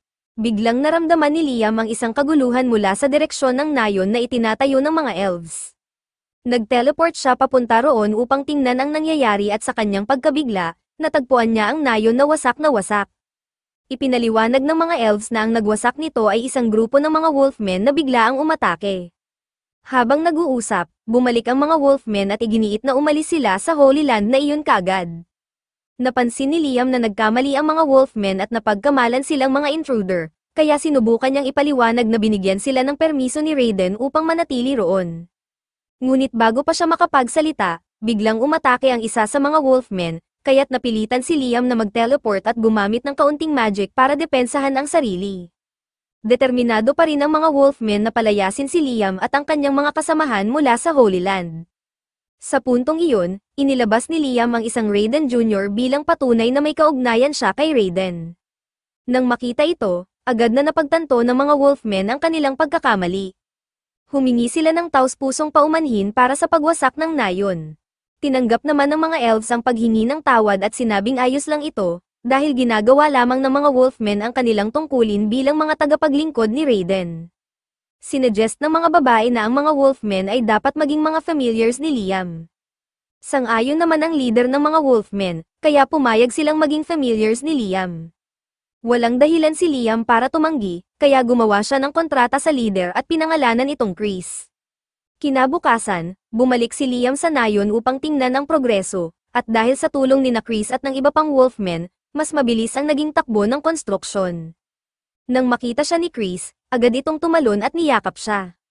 Nang tanungin ni Liam kung paano ang lagay ng konstruksyon, itinuro ni Chris ang direksyon ng bahay na kanilang muling ginagawa, isa sa mga bahay na sinira nila noong nakaraang araw. Muli, taos-pusong humingi ng paumanhin si Chris para sa kanyang pabigla-biglang kilos, ngunit sinabi ni Liam na ayos lang ito basta't makakatulong ang mga wolfmen sa pagkukumpuni ng mga bahay.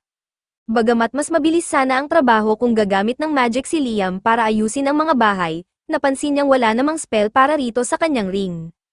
Ipinaliwanag ni Raiden na maaaring gumawa si Liam ng sarili niyang spell kung wala pa itong umiiral. Hindi akalain ni Liam na posible ito, kaya't itinuro ni Raiden ang proseso, kailangan lamang niyang malinaw na maisip ang bawat hakbang ng nais niyang gawin. Sinubukan ni Liam ang payo ni Raiden, inimagine niya ang bawat detalye ng proseso at gumamit ng spell sa isang piraso ng kahoy. Pinahampas niya ito kay Chris, at sa kanyang pagkagulat, agad na nag-repair ang kahoy sa orihinal nitong anyo. Ipinaliwanag ni Liam na ito ang epekto ng bagong spell na naisip niya, tinawag niya itong Heat Memory. Ang spell na ito ay nagbibigay daan sa mga inanimate objects na manatili sa kanilang partikular na estado kahit ano pa ang mangyari. Gamit ang spell na ito, may tatayo at mapapanatili ang mga bahay kahit anong mangyari. Nang magtagumpay siya sa paggawa ng bagong spell, sinimulan ni Liam ang pag-eeksperimento sa iba't ibang uri ng magic. Sa proseso, nakabuo siya ng explosive magic missiles. Plano niyang ipagpatuloy ang paglikha ng mga bagong spell, ngunit bigla siyang tinawag dahil sa isang emergency, may mga tao na pumasok sa kanilang lupain at nangangaso ng mga pixies. Napakahalaga ng sitwasyong ito kaya't agad na tumakbo si Liam upang imbestigahan. Nang marating niya ang lugar, nakita niya ang mga intruders at hinaranggan ang kanilang daan. Binalaan niya ang mga ito na umalis dahil ang lugar na ito ay bahagi ng kanyang nation. Subalit, inisip ng mga lalaki na si Liam ay isa lamang walang kwentang bata, kaya't binaliwala nila ang babala at nagpatuloy sa kanilang ginagawa. Nang makita ni Liam na hindi bomb ibigay ang mga intruders, nagpaputok siya ng warning shot upang ipakita na hindi siya nagbibiro. Sa halip na umurong, nagalit ang mga kalalakihan at nagdesisyong umatake. Wala nang ibang pagpipilian si Liam kundi labanan sila. Sa huli, nag-api niya ang lahat ng sundalo, pagbalik niya sa nayon, pinasalamatan siya ni Reyna sa pagprotekta sa mga pixies. Ipinaliwanag ni Reyna na ang mga pixies ay dating nakatira sa kagubatan, ngunit kinailangan nilang tumakas matapos silang atakehin ng mga sundalong nagtangkang hulihin sila. Sinabi ni Liam sa mga pixies na malugod silang maaaring manatili sa lupaing iyon ng matagal hanggat gusto nila. Nag-alok din siyang gumawa ng mga familiar contract sa kanila. Dahil napakaraming pixies, ginugol ni Liam ang maraming oras sa pagbibigay ng mga pangalan, ngunit hindi nagtagal ay nauubusan na siya ng mga ideya para sa mga pangalan. Kinabukasan, tinawag ni Liam ang mga babae sa kanyang pocket dimension para magpulong. Ipinakita niya ang helmet ng isa sa mga sundalo at tinanong kung may alam sila tungkol dito. Agad na nakilala ni Scarlett ang crest sa helmet bilang pagmamay-ari ng kaharian ng paa. Katulad ng mga kaharian ng Junel at Quist, ang paa ay isa sa mga kaharian na nakapalibot sa Promised Land. Ipinapahiwatig nito na ang mga lalaking umatake kahapon ay malamang mga paa scouts, at kung totoo ito, hindi magtatagal ay darating din ang mga scouts mula sa Junel at Quist. Ipinunto ni Scarlett na dati ay nahahati ang mga kahariang ito ng isang lambak, ngunit ngayon nawala na ang illusion barrier ni Raiden, maaaring sinusubukan nilang angkinin ang lupain para sa kanilang mga sarili. Para maiwasan ang ganitong sitwasyon, iminungkahi ni Scarlett na ang tanging paraan upang permanenteng mapigilan ang sinuman sa pag-angkin ng Promised Lands ay ang pagtatatag ni Liam ng isang bansa dito. Bagamat nag-aalangan, sumang-ayon si Liam, sinimulan ni Scarlett na alista ang mga kailangan upang makabuo ng isang bansa, lupa, tao, at kapangyarihan. Mayroon na si Liam ng lupa, at dahil sa tumataas niyang kasikatan, tiyak na maraming tao ang susunod sa kanya. Ang tanging problema na lang ay ang pagkakaroon ng sapat na military power upang maprotektahan ang lupain kahit wala siya roon. Sa puntong ito, nagboluntaryo si Chris na pangunahan ang depensa ng Promised Land. Nangako siyang papatayin ang sinumang tatangkang umatake.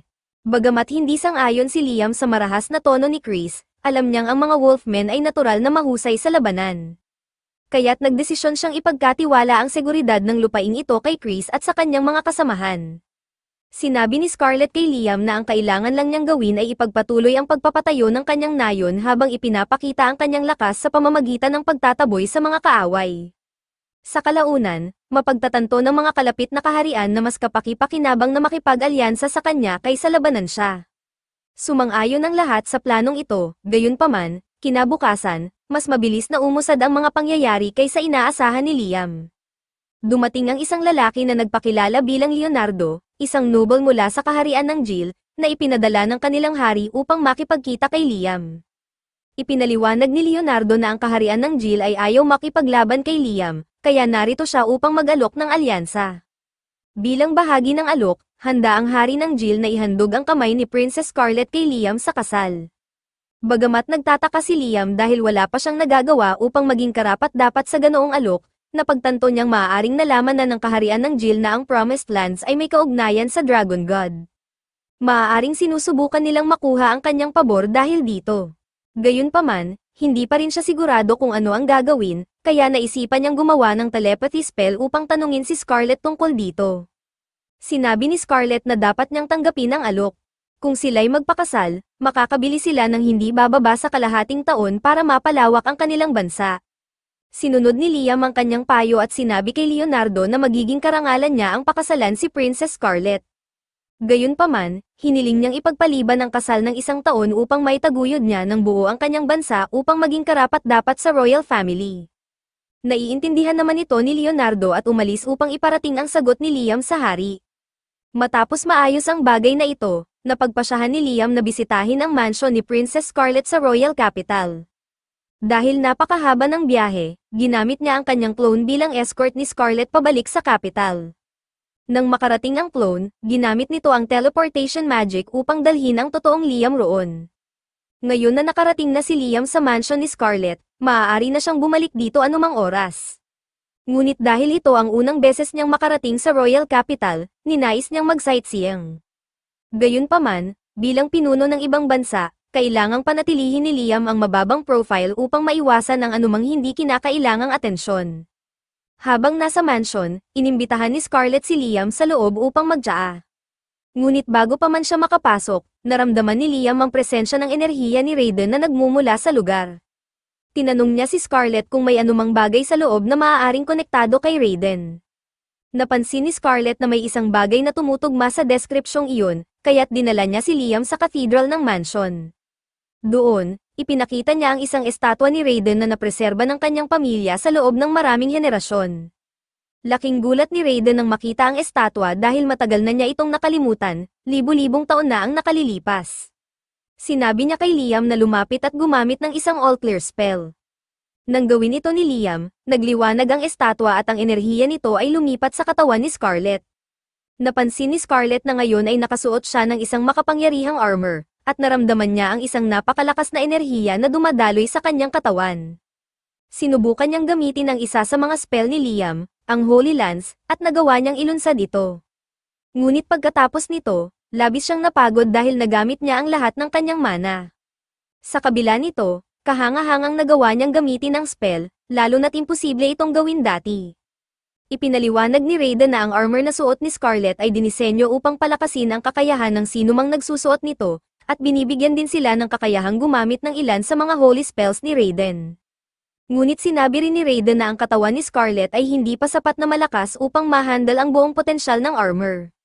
Ang suot ni Scarlet ay ang Golden Armor, ang pinakamalakas sa lahat ng armors na nilikha ni Raiden. Ayon kay Raiden, maaaring kayanin ni Scarlet ang mga mababang ranggo ng armor, ngunit ang mga ito ay nawala na sa mga labanan sa nakaraan.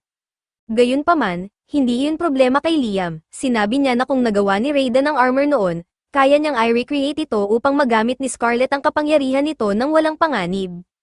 Nagustuhan ni Raiden ang sigasig ni Liam kaya sumang-ayon siyang tulungan ito sa paggawa ng armor. Ipinaalam niya kay Liam na ang unang kailangan ay ang High Mithril, isang bihirang materyal. Tinanong ni Liam si Scarlet kung kaya ba niyang kumuha ng High Mithril, at sinabi niyang hindi ito magiging problema. Sa ganoon, nagsimula agad si Liam sa trabaho, kasama ang gabay ni Raiden, upang muling likhain ang armor na angkop sa kakayahan ni Scarlet. Matapos ang ilang araw ng masipag na trabaho, sa wakas ay nagawa na ni Liam ang isang armor na akma para kay Scarlet. Binigay niya ito sa kanya upang subukan. Una, kailangan ni Scarlet na bumuo ng kontrata sa armor, kaya sinabi ni Liam na patakan ito ng kaunting dugo mula sa kanyang katawan. Matapos gawin ito ni Scarlet, muling binalot ng magic armor ang kanyang katawan.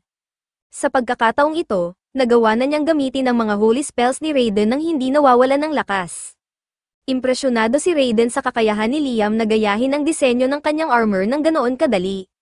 Habang nasa paksa, ibinahagi ni Raiden ang kwento tungkol sa pinakamakapangyarihang armor na ginawa niya noon, ang Ruin Guardian. Ito ang armor na ginamit niya noong War of Gods, at hinikayat niya si Liam na subukan ito dahil naniniwala siyang kaya niya itong gamitin. Nag-teleport pabalik sa nayon sina Liam at Scarlet, at pinatakan ni Liam ng isang patak ng dugo ang Ruin Guardian statue bago bumuo ng kontrata rito. Agad na naging isang armor ang Guardian, at sinuot ito ni Liam. Nang maisuot niya ang armor, nagawa niyang mag-cast ng 37 magic spells ng sabay-sabay.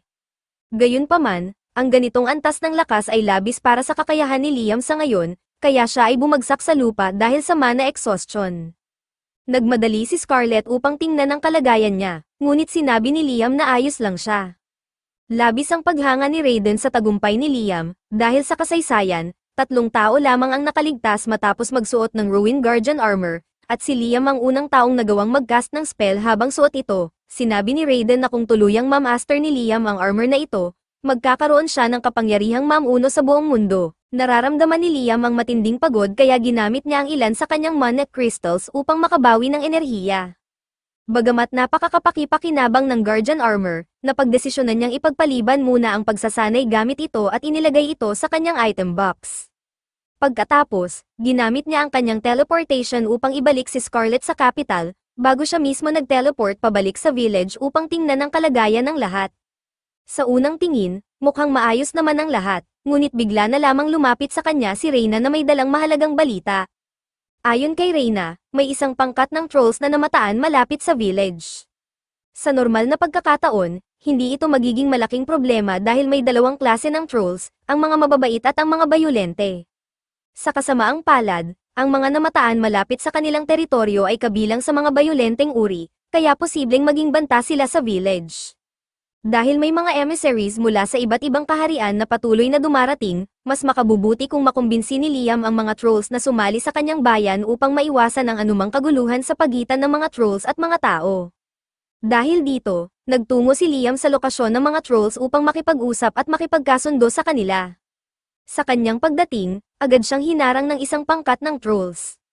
Lumapit ang pinuno ng mga ito at diretsyong tinanong si Liam kung ano ang pakay niya sa kanilang teritoryo. Sa mahinahong paraan, Ipinaliwanag ni Liam na kasalukuyan siyang bumubuo ng isang nasyon at nais niyang kumbinsihin ang mga trolls na sumali sa kanya.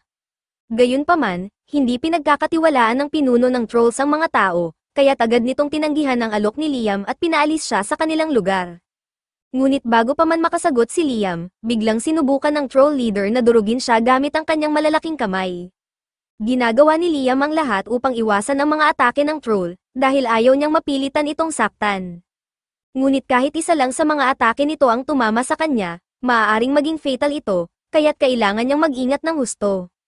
Sa kasamaang palad, habang umiilag siya, aksidenteng nahulog si Liam sa isang malalim na butas sa lupa at natrap siya. Dahil dito, nagkaroon ng malinaw na pagkakataon ang troll upang tapusin siya. Wala nang ibang pagpipilian si Liam kundi kumilos agad, kung hindi ay mapapahamak siya. Gamit ang napakalakas nitong club, sinubukan ng troll na tapusin si Liam sa isang malakas na hampas. Pero sa huling segundo, nagawa niyang i-equip ang Guardian Raiden Armor, na siyang nagligtas sa kanya mula sa direktang pinsala. Gayunpaman, napakalaking mana consumption ang kinakailangan ng armor, kaya't mabilis na nauubos ang kanyang enerhiya. Nagulat ang troll leader nang makita niyang nakaligtas si Liam sa kanyang atake. Pero para sa kanya, hindi iyon mahalaga, kung kinakailangan, babanatan niya ito ng mas malakas sa susunod. Gayunpaman, bago pa siya muling umatake, itinuro ni Liam ang grupo ng mga trolls sa likuran nito. Dahil sa matinding galit ng pinuno ng trolls, hindi nito namalayang nagdulot na siya ng matinding pinsala sa sarili niyang mga kasamahan. Kung hindi sinalo ni Liam ang huling atake, maaaring nadamay pa sila sa mga lumilipad na debris. Nang mapagtanto ito ng troll leader, agad siyang natauhan at napagtantong masyado siyang naging padalos-dalos. Huminga siya ng malalim, kumalma, at nagdesisyong pakinggan ang sasabihin ni Liam. Nagpasalamat naman si Liam sa kanya sa pakikipagtulungan, at matapos nitong ipatawag ang lahat ng trolls, sinimulan na niyang ipaliwanag ang kanyang hangarin. Ipinaliwanag ni Liam Hamilton na kasalukuyan siyang nagtatayo ng isang village malapit sa teritoryo ng mga trolls. Sa kasalukuyan, karamihan sa mga naninirahan doon ay elves at werewolves, ngunit may posibilidad na dumami ang mga tao sa hinaharap. Sa pinakamasamang senaryo, maaaring magkaroon ng alitan sa pagitan ng trolls at ng mga tao, na posibleng humantong sa isang matinding labanan. Kapag nangyari ito, malaki ang posibilidad na tugisin at lipulin ng mga tao ang mga trolls, at nais ni Liam na maiwasan ang ganitong sitwasyon. Kaya naman, iminungkahi niyang sumali ang troll sa kanyang village upang makabuo sila ng isang mapayapang komunidad kung saan maaaring mamuhay ng ligtas ang lahat. Matapos marinig ang paliwanag ni Liam, naunawaan ng troll leader ang kanyang punto. Gayunpaman, bago siya magdesisyon, nais muna niyang makita ang village mismo upang matiyak kung talagang magiging ligtas doon ang kanyang mga nasasakupan. Wala namang problema si Liam sa kahilingan ng troll leader, kaya ginamit niya ang kanyang teleportation upang dalhin ang buong grupo ng trolls sa village. Pagdating nila, namangha ang mga trolls sa kanilang nakita, isang maunlad at organisadong village na higit pa sa kanilang inaasahan. Ngunit sa gitna ng kanilang pagkamangha, biglang napansin ng isang residente ang troll leader, si Chris. Sa sandaling makita niya ito, agad siyang sumugod at malakas na sinipa ang troll leader, dahilan upang bumagsak ito sa lupa. Naguluhan si Liam sa biglang nangyari kaya agad niyang tinanong si Chris kung ano ang dahilan ng kanyang inasal. Ipinaliwanag naman ni Chris na matagal na silang may kasaysayan ng troll leader. Sa madaling sabi, matagal nang magkaribal sina Chris at ang troll leader dahil pareho nilang nakikita ang isa't isa bilang nakakainis na kalaban. Sa tuwing nagkikita sila, nauuwi ito sa isang laban. Sa kasalukuyan, si Chris ay may 307 panalo, samantalang ang troll leader ay may 370 panalo laban sa kanya. Gayunpaman, nalungkot si Chris sa naging laban nila ngayon, dahil tila hindi man lang lumaban ng maayos ang troll leader. Dahil dito, tinanong niya ito kung hamin na ba ito sa paglipas ng panahon. Ngunit pinaalalahanan siya ni Liam na siya mismo ang nag-evolve bilang isang werewolf, kaya hindi hamin na ang troll leader, kundi siya mismo ang lumakas. Dahil dito, nainis ang troll leader, dahil napagtanto niyang hindi na niya kayang tapatan si Chris sa kasalukuyang kalagayan niya. Sa puntong ito, iminungkahi ni Chris na kung gusto ng troll leader na maging patas muli ang laban nila, dapat siyang makipagkontrata kay Liam, katulad ng ginawa niya. Pagkatapos ng maikling pag-iisip, pumayag ang troll leader, kaya isinagawa ni Liam ang contract ritual at binigyan siya ng bagong pangalan, Guy. Sa sandaling mabuo ang kontrata, nagsimula ang evolution ni Guy mula sa pagiging troll patungo sa isang gigez. Bagamat lumiit siya sa laki, may isang bagay na tiyak, mas lalo siyang lumakas kaysa dati. Napansin ni Liam Hamilton na malaki ang itinaas ng kapangyarihan ni Guy matapos nitong mag-evolve. Dahil dito, hinamon muli ni Chris si Guy sa isang laban upang makita kung paano siya nagbago. Sa pagkakataong ito, nagawa na ni Guy na harangin ang kanyang mga atake at lumaban ng patas. Para sa kanilang dalawa, tila isa lamang itong pangkaraniwang away, ngunit sa kanilang kasalukuyang lakas, kahit isang suntok o sipa lamang ang maaaring pumatay ng isang normal na tao. Dahil dito, nanatili na lamang ang ibang troll sa gilid at namangha sa kanilang dalawa. Dahil sa nakita niya, sinabi ni Liam sa iba pang trolls na maaari rin niyang bigyan sila ng mga pangalan kung gugustuhin nila. Sa tuwa nila, agad silang pumayag, kaya kinailangan ni Liam na mag-isip ng 50 pangalan sa isang iglap. Matapos nilang makipagkontrata kay Liam, tuluyan na silang naging bahagi ng kanyang village. Matapos ang seremonya ng naming contract, humiling si Liam ng isang maliit na pabor mula sa kanila. Bumalik sila sa kanyan upang mangolekta ng malalaking bato para sa kanya. Agad na nagsimula sa trabaho si Guy at ang iba pang trolls, habang sinubukan din ni Chris na tumulong. Gayunpaman, hindi pa rin siya kasing lakas ni Guy, kaya sinabi nito na hayaan na lang siyang gawin ang mabibigat na gawain. Ayaw sumuko ni Chris, pero sa huli, bumigay ang kanyang mga binti sa bigat ng dalang bato. Nakita ito ni Guy, kaya agad niyang iniangat ang malaking bato mula sa likuran ni Chris at tinanong kung ayos lang siya. Bagamat maayos naman ang kanyang katawan, hindi matanggap ni Chris ang pagkatalo, kaya tumakbo siya palayo dala ang kanyang pride at hiya. Matapos nilang makolekta ang lahat ng bato, nagpasalamat si Liam kay Guy at sa iba pang trolls sa kanilang tulong. Ngunit nagtataka si Guy kung ano nga ba ang balak gawin ni Liam sa napakaraming bato. Ipinaliwanag ni Liam na noong una niyang nakilala ang mga trolls, napansin niyang maraming ore deposit sa kanilang lugar. Kaya naman, naisip niyang subukan ang smelting upang kunin ang mga metal mula sa mga batong ito. Upang maisakatuparan ito, tumawag si Liam ng isang salamander, isang fire spirit, upang lumikha ng isang furnace at blast furnace na may napakataas na init upang tunawin ang mga bato. Sa huli, nakakuha siya ng 1 toneladang iron, kaunting copper, bahagyang gold, at isang napakaliit na halaga ng mithril. Nadismaya si Liam Hamilton matapos makita ang resulta ng smelting dahil umaasa siyang makakakuha ng mas maraming mithril mula sa mga ores. Ang mithril ay ang pangunahing sangkap sa paggawa ng mga armor sets, kaya't mahalaga ito sa kanyang plano. Dahil dito, tinanong niya si Raiden kung talagang kinakailangan ba ang mithril sa paggawa ng armor. Ipinaliwanag naman ni Raiden na mithril ang pinakaimportanteng material dahil walang ibang metal na may sapat na tibay upang tiisin ang matinding stress na mararanasan ng armor sa laban. Gayunpaman, dahil hindi pa sapat ang kanyang supply ng mithril, napansin ni Liam na mayroon siyang napakaraming iron. Dahil dito, naisip niyang subukan na lang muna ang iron at tingnan kung magiging epektibo ito. Agad niyang tinunaw ang iron at pinagawa ang isang mold gamit ang tulong ng kanyang mga gnomes upang maihulma ng maayos ang armor. Nang matapos ang paghuhulma, sinimulan niyang i-infuse ito ng Raiden's mana habang binibigyan ito ng pangalan upang higit pang mapalakas ito. Pinili niyang pangalanan ng battle armor bilang Apollo, na hango sa araw. Pagkatapos niyang alisin ito mula sa mold, lumitaw ang Apollo battle armor, na hinubog mismo sa anyo ng araw.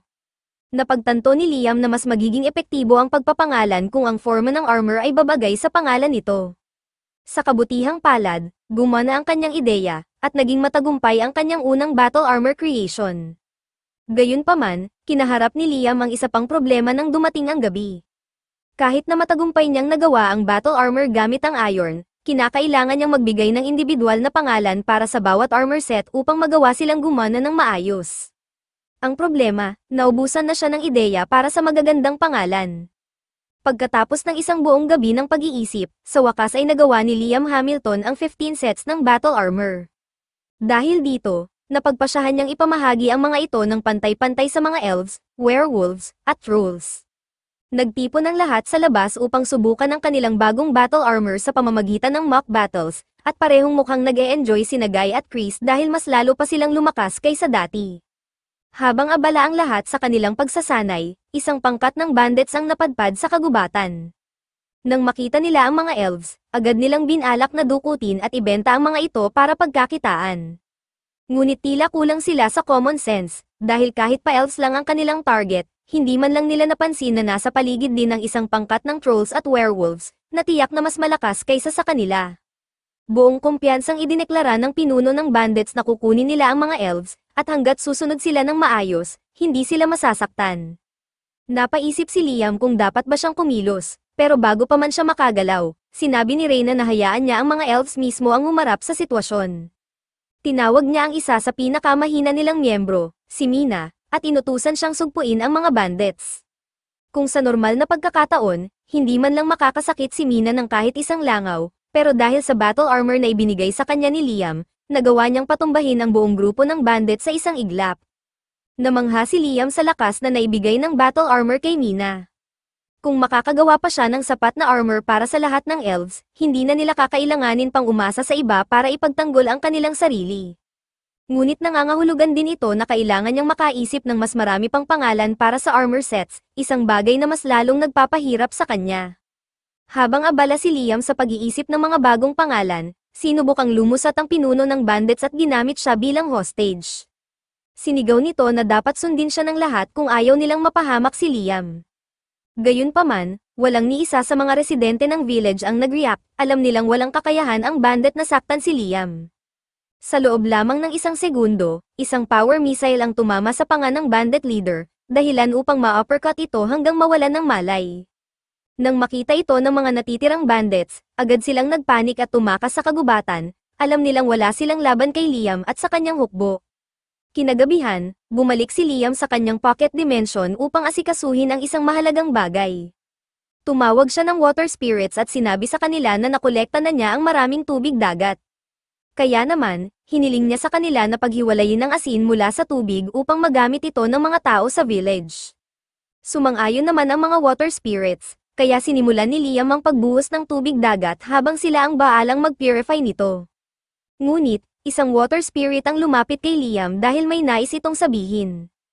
Sa una, hindi niya ito nakilala, pero ipinaliwanag ng water spirit na siya ang unang spirit na nakipagkontrata kay Liam.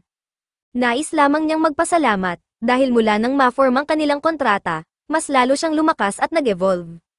Sa katunayan, natutunan na rin niyang mag-possess ng physical objects, isang kakayahang nagsisimula mula sa mid-level spirits. Bagamat hindi gusto ng Spirit Monarch na masyadong makialam ang mga spirit sa mundo ng tao, naintriga si Liam nang malaman niyang may umiiral palang Spirit Monarch. Mas lalo pa siyang naging interesado nang marinig niyang may kakayahan ang water spirit na mag-possess ng mga kagamitan. Sa mid-level spirits, posible nang i-possess ang isang bagay, at ang mga spirit-possessed equipment ay kilalang napakalakas. Dahil dito, naisip ni Liam ang isang bagong eksperimento. Tinanong niya ang water spirit kung handa ba itong tumulong sa kanyang eksperimento, at agad itong pumayag. Binigyan muna niya ito ng pangalan, Zero, upang bigyan ito ng karagdagang buff. Pagkatapos, gumawa siya ng isang battle armor na may disenyo ng isang water spirit at pinasukan ito ni Zero. Matagumpay niyang nalikha ang kanyang unang spirit-possessed battle armor. Dahil dito, ginawa rin niya ang parehong proseso gamit ang fire spirits at nilikha ang 3 spirit-possessed armor sets. Ang mga ito ay ipinamahagi niya kina Reyna, Chris, at Guy. Dahil sa lakas ng mga bagong armor sets, muling lumakas ng husto ang kanilang kapangyarihan. Lahat sila ay handang gamitin ang kanilang bagong lakas upang paglingkuran si Liam. Habang ang layunin lamang ni Liam ay tiyakin ang kaligtasan ng kanyang village, hindi niya namalayang nakaipon na siya ng sapat na military power upang sakupin ang mga karatig nasyon kung gugustuhin niya. At ang mas nakakagulat, wala siyang balak huminto. Sa puntong ito, ang tanging mahalaga kay Liam ay ang kanyang pag-aaral at mastery ng magic. Ngayong maayos na ang lahat sa kanyang kingdom, napagpasyahan ni Liam na bumalik sa kanyang tahanan sa unang pagkakataon matapos ang mahabang panahon. Pagdating niya sa guild, sinalubong siya ni na Jode at Asuna, na labis na nagalit sa kanya, hindi dahil sa anupaman, kundi dahil nawala siya ng ilang linggo nang walang paabi. Nagsorry si Liam Hamilton, ngunit ipinaliwanag niyang maraming bagay ang nangyari kaya nakalimutan niyang magbigay ng paalala sa kanila. Sinabi ni Asuna na huwag mag-alala dahil hindi naman ganoon kalaking issue iyon, at ang pinakamahalaga ngayon ay gusto lang nilang makuha ang pera na ipinagkatiwala sa kanya. Hindi agad naintindihan ni Liam kung ano ang tinutukoy nila, kaya ipinaalala ni Jode na ilang linggo na ang nakalipas nang humingi sila kay Liam ng tulong para mag-imbak ng pera para sa kanila. Nang una silang magtagpo ni Princess Scarlet, binigyan siya ng malaking halaga ng hush money para kay Leon. Kaya't nagdaos si Liam ng isang pulong kasama sila Jode at Asuna upang ipaalam sa kanila ito at upang ibigay ang kanilang bahagi, isang malaking chest na puno ng gintong barya. Habang tinitingnan ang perang ibinibigay ni Liam, nag-aalangan sina Asuna at Jode na tanggapin ang hush money, dahil hindi nila kayang magtago ng kahit isang lihim tungkol kay Liam. Ipinag-utos na lang ni Liam na tanggapin nila ang pera, dahil ayaw niyang magbigay ng utos o magpasya para sa kanila. Matapos ang ilang pag-aalinlangan, tinanggap din nila ang pera, ngunit nag-alala sila na baka hindi ligtas para sa kanila na bitbitin ang ganon karaming gintong barya. Kaya't nagdesisyon sila na iimbak na lang ito kay Liam hanggang sa kailanganin nila. Sumang-ayon si Liam at ibinigay sa kanila ang pera, ngunit nagtaka siya kung anong balak nilang gastusin ang lahat ng perang iyon. Hindi sumagot sina Jode at Asuna. Ngunit ilang sandali lang, dinala nila si Liam sa isang grimoire store at bumili ng grimoire para sa kanya bilang isang regalo. Tiningnan ni Liam ang grimoire at napansin niyang wala pa siyang nakitang ganitong klaseng spell bago. Agad siyang nagpasalamat kay Asuna at Jode sa pagiging maalalahanan. Matapos nito, nagpunta ang tatlo sa guild upang mag-catch up, at dito nila nalaman na Liam pala ay kasalukuyang nagtatayo ng isang nasyon. Ngayon ay naipaliwanag ni Liam kung bakit siya nawala ng matagal. Ngunit tanong niya sa kanila kung anong nais nilang gawin, pumili sila kung nais nilang sumama sa nasyon ni Liam o manatili sa bayan at magpatuloy sa pangangaso. Hindi mahirap para sa kanila ang magdesisyon, dahil saan man si Liam, doon sila pupunta. Masaya si Liam sa kanilang sagot, ngunit hindi pa sila makakabalik sa nasyon niya. May nais pa siyang gawin, kaya't babalik muna sila sa bayan dahil gusto niyang subukan ang grimoire na ibinigay sa kanya ng mga kaibigan. Ginamit ni Liam ang grimoire upang gamitin ang spell para sa dust box at magsimula ng mabilis na mastery training. Binanggit ni Liam na gusto niyang masterin ito, kaya paulit-ulit niyang inicast ang spell ng mabilis hanggang sa magawa niya ito ng perpekto at walang delay. Nagulat sina Jode at Asuna nang makita kung gaano kabilis na master ni Liam ang bagong spell, pero hindi nila alam kung ano talaga ang ginagawa nito. Ipinaliwanag ni Liam na ang spell ay tinatawag na dust box, at sa unang tingin, mukhang pareho ito sa item box dahil maaari kang maglagay ng mga bagay dito. Ngunit may isang malaking pagkakaiba, upang ipakita kung paano ito gumagana, kinuha ni Liam ang isang piraso ng isda at inilagay ito sa dust box sa loob ng 1 minuto. Nang ilabas niya ito, bulok na ito na parang inabot ng maraming araw. Namangha sina Asuna at Jode sa nakita nila at tinanong si Liam kung may gamit ba talaga ang spell na ito. Sa totoo lang, hindi rin niya maisip kung saan ito magiging kapaki-pakinabang, dahil tila wala namang silbi ang isang spell na nagpapabilis ng pagtanda ng mga bagay. Habang iniisip niya ito, napansin niya ang isang waitress na may dalang alak, at bigla siyang nagkaroon ng ideya. Tumakbo siya palabas, at makalipas ang 1 oras, bumalik siya dala ang isang bote ng freshly squeezed grape juice. Sinabi niya na kung lalagyan niya ito ng yeast at gagamitin ang dust box, posibleng mapabilis ang fermentation process at makagawa ng instant wine. Sinubukan nila ang kanyang plano, inilagay nila ang grape juice sa loob ng dust box sa loob ng 5 minuto, at nang kunin nila ito, naging high quality wine na ito. Hindi lang ito nakakamangha, ito ay isang game changer. Ang proseso ng wine fermentation, na karaniwang inaabot ng maraming taon, ay nagawa nila sa loob lamang ng ilang minuto. Ngunit hindi lang ito limitado sa wine, lahat ng bagay na nangangailangan ng fermentation, tulad ng cheese, soy sauce, suka, at iba pang fermented goods, ay maaaring mabilisan at maramihang gawin gamit ang spell na ito. Makalipas ang ilang sandali, dinala ni Liam sina Jode at Asuna sa kanyang bahay at inilabas ang 10 bote ng wine, bawat isa ay may label mula 1 hanggang 10.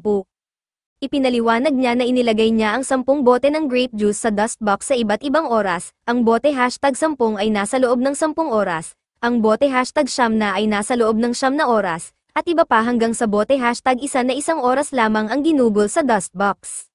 Ngayon, nais ni Liam na subukan nila kung may pagkakaiba ang lasa ng bawat isa. Dahil mahilig sa alak, masayang tumulong si Jode sa wine tasting.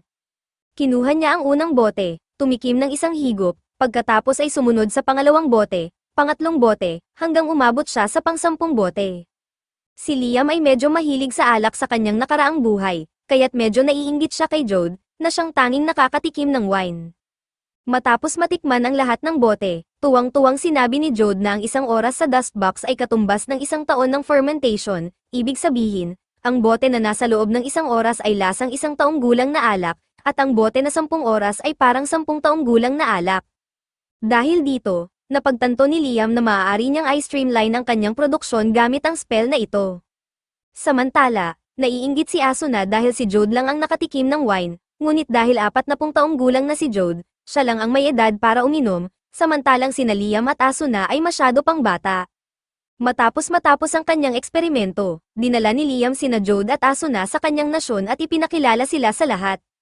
Madaling tinanggap sila ng mga residente, at bilang pagdiriwang sa kanilang pagdating, nagdaos ng isang malaking pista ang bayan upang salubungin sina Jode at Asuna. Iba't ibang species ang naghanda ng kanilang paboritong pagkain para sa pagdiriwang. Chris ang nagluto ng grilled lamb, Guy ang naghanda ng roast beef, at Rom naman ang gumawa ng mushroom soup. Hindi na napigilan ni Asuna ang sarili at agad siyang nagsimulang kumain, sabay na rin ang iba pa. Kinabukasan, dinala ni Liam ang lahat sa kagubatan upang mangolekta ng prutas para makagawa siya ng iba't ibang uri ng alak. Nakahanap sila ng maraming starfruit sa mga puno, kaya't Guy at Chris agad na nagkaroon ng paligsahan kung sino ang makakapitas ng pinakamaraming prutas. Ngunit biglang sumigaw si Reyna sa kanilang dalawa at pinigilan sila. Kung pipitasin nila ang lahat ng prutas ngayon, wala nang aanihin sa susunod na taon. Biglang nakarinig si Liam Hamilton ng isang sigaw mula sa kabilang panig ng kagubatan, kaya't mabilis siyang tumakbo upang alamin ang nangyayari. Laking gulat niya nang makita ang isang lalaki na kakagat sa isa sa mga trolls. Agad niyang ginamit ang power missiles upang itaboy ang lalaki palayo sa troll, ngunit bago pa niya ito maimbestigahan, mabilis itong tumakbo papasok sa kagubatan at naglaho. Samantala, lumapit si Guy upang suriin ang troll na nakagat, si Gun, ngunit napansin niyang tila nag-iiba ang kilos nito. Bigla itong naging marahas at sinubukang kagatin si Guy, kaya napilitan siyang pigilan ito. Naguguluhan si Guy sa nangyayari kay Gun, ngunit naisip ni Liam na maaaring ito ay isang status effect. Kung tama ang kanyang hinala, maaari niyang gamutin ito gamit ang All Clear spell. Agad niyang ginamit ang spell upang tanggalin ang lahat ng status effects kay Gun, at sa kabutihang palad, bumalik ito sa normal at agad na nakatulog. Ngunit hindi pa rin alam ni Liam kung ano ang sanhi ng lahat ng ito. Si Jode, na tila nakakita na ng ganitong kondisyon noon, ay nagbigay ng paliwanag kay Liam, malamang na na-infect si Gun ng isang vampire. Ayon kay Jode, ang mga vampires ay may kakayahang gawing alipin ang kanilang mga kinakagat, at sa normal na pagkakataon, walang paraan upang gamutin ang isang taong nakagat na. Ngunit nagawa ni Liam na gamutin si Gun halos kaagad, isang bagay na tila imposible. Gayunpaman, napansin ni Jode ang isang kakaibang detalye, ang mga karaniwang vampires ay natutunaw sa sikat ng araw, ngunit ang lalaking nakakita ni Liam ay tila hindi apektado. Dahil dito, sigurado si Jode na ang sitwasyon nila ngayon ay konektado sa isang Dracula. Ang Dracula ay isang mutant variant ng vampire na ipinapanganak lamang isang beses bawat ilang siglo. Sa ilalim ng pamumuno nito, ang ibang vampires ay nagiging mas malakas at nagkakaroon ng kakayahang mabuhay sa ilalim ng araw. Kung totoo ngang may isang Dracula sa likod ng lahat ng ito, nasa malaking panganib ang kanilang village. Dahil dito, napagdesisyonan ni Liam na magsagawa ng isang pagsisiyasat upang matukoy kung paano nila matutugunan ang banta ng mga vampires. Ipinadala niya ang isa sa kanyang mga scouts upang hanapin ang lokasyon ng mga vampires. Makalipas ang ilang oras, bumalik ang scout na may dala masamang balita. Natunton niya ang kuta ng mga vampires 10 kilometro sa hilaga, ngunit may isang napakalaking problema, may mahigit 10,000 vampires, at mabilis silang papalapit. Dahil sa dami ng mga ito, nagsimula ng magpanik ang mga residente ng village. Ayon sa ulat ng scout, ang buong populasyon ng lupaing iyon ay tila na-convert na lahat bilang vampires, kasama na ang mga orcs, goblins, at iba pang species. Ang mas nakakatakot pa, dahil lahat ng vampires ay malayang nakakalakad sa araw, walang duda na ito ay dahil sa impluwensya ng isang Dracula. Sa normal na sitwasyon, ang mga vampires ay hindi naman agresibo at mas pinipili ang mamuhay ng tahimik. Ngunit sa ilalim ng kontrol ng Dracula, naging marahas at mapanira ang mga ito. Sinabi ni Guy na dapat nilang pigilan ang vampires bago pa lumala ang sitwasyon. Ngunit hindi sumang-ayon sina Jode at Asuna, napakadelikado ng ideyang harapin ng direkta ang hukbo ng vampires. Bagamat malalakas sila, isang maliit na kagat lamang mula sa isang vampire ay sapat na upang ma-convert ang sinuman sa hukbo nito.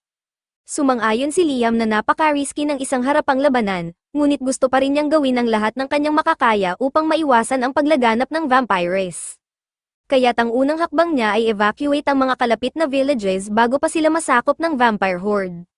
Sa kasamaang palad, walang sino man sa mga karatig baryo ang naniwala sa babala ni Liam. Para sa kanila, ang mga vampires ay hindi isang malaking banta. Ngunit makalipas lamang ang ilang oras, umatake ang hukbo ng vampires sa isang orc village. Bagamat matapang na lumaban ang mga orcs, mabilis silang napasuko at kinain ng vampires. Ngayon, lahat ng orcs ay naging vampires na rin, habang sinusubaybayan ito ng kanyang scout, may isang kakaibang vampire na lumitaw sa labanan, hindi tulad ng iba, ito ay may malakas na presensya. Lahat ng ibang vampires ay lumuhad sa harap nito, bilang tanda ng kanilang pagkilala sa kanilang pinuno. Pagkatapos, ginamit nito ang isang hindi pangkaraniwang kakayahan upang buhayin muli ang lahat ng mga patay na vampires mula sa labanan laban sa mga orcs. Sa puntong ito, wala nang pag-aalinlangan si Liam, ang vampire na nakita ng scout ay ang Dracula mismo. Ngunit ngayon, may mas malaking problema sila, kung kaya ng Dracula na buhayin muli ang kanyang mga nasawing alagad ng walang limitasyon, walang katapusang hukbo ng vampires ang kanilang haharapin. Ang tanging paraan upang tuluyang matapos ang banta ng hukbong ito ay patayin ang Dracula mismo.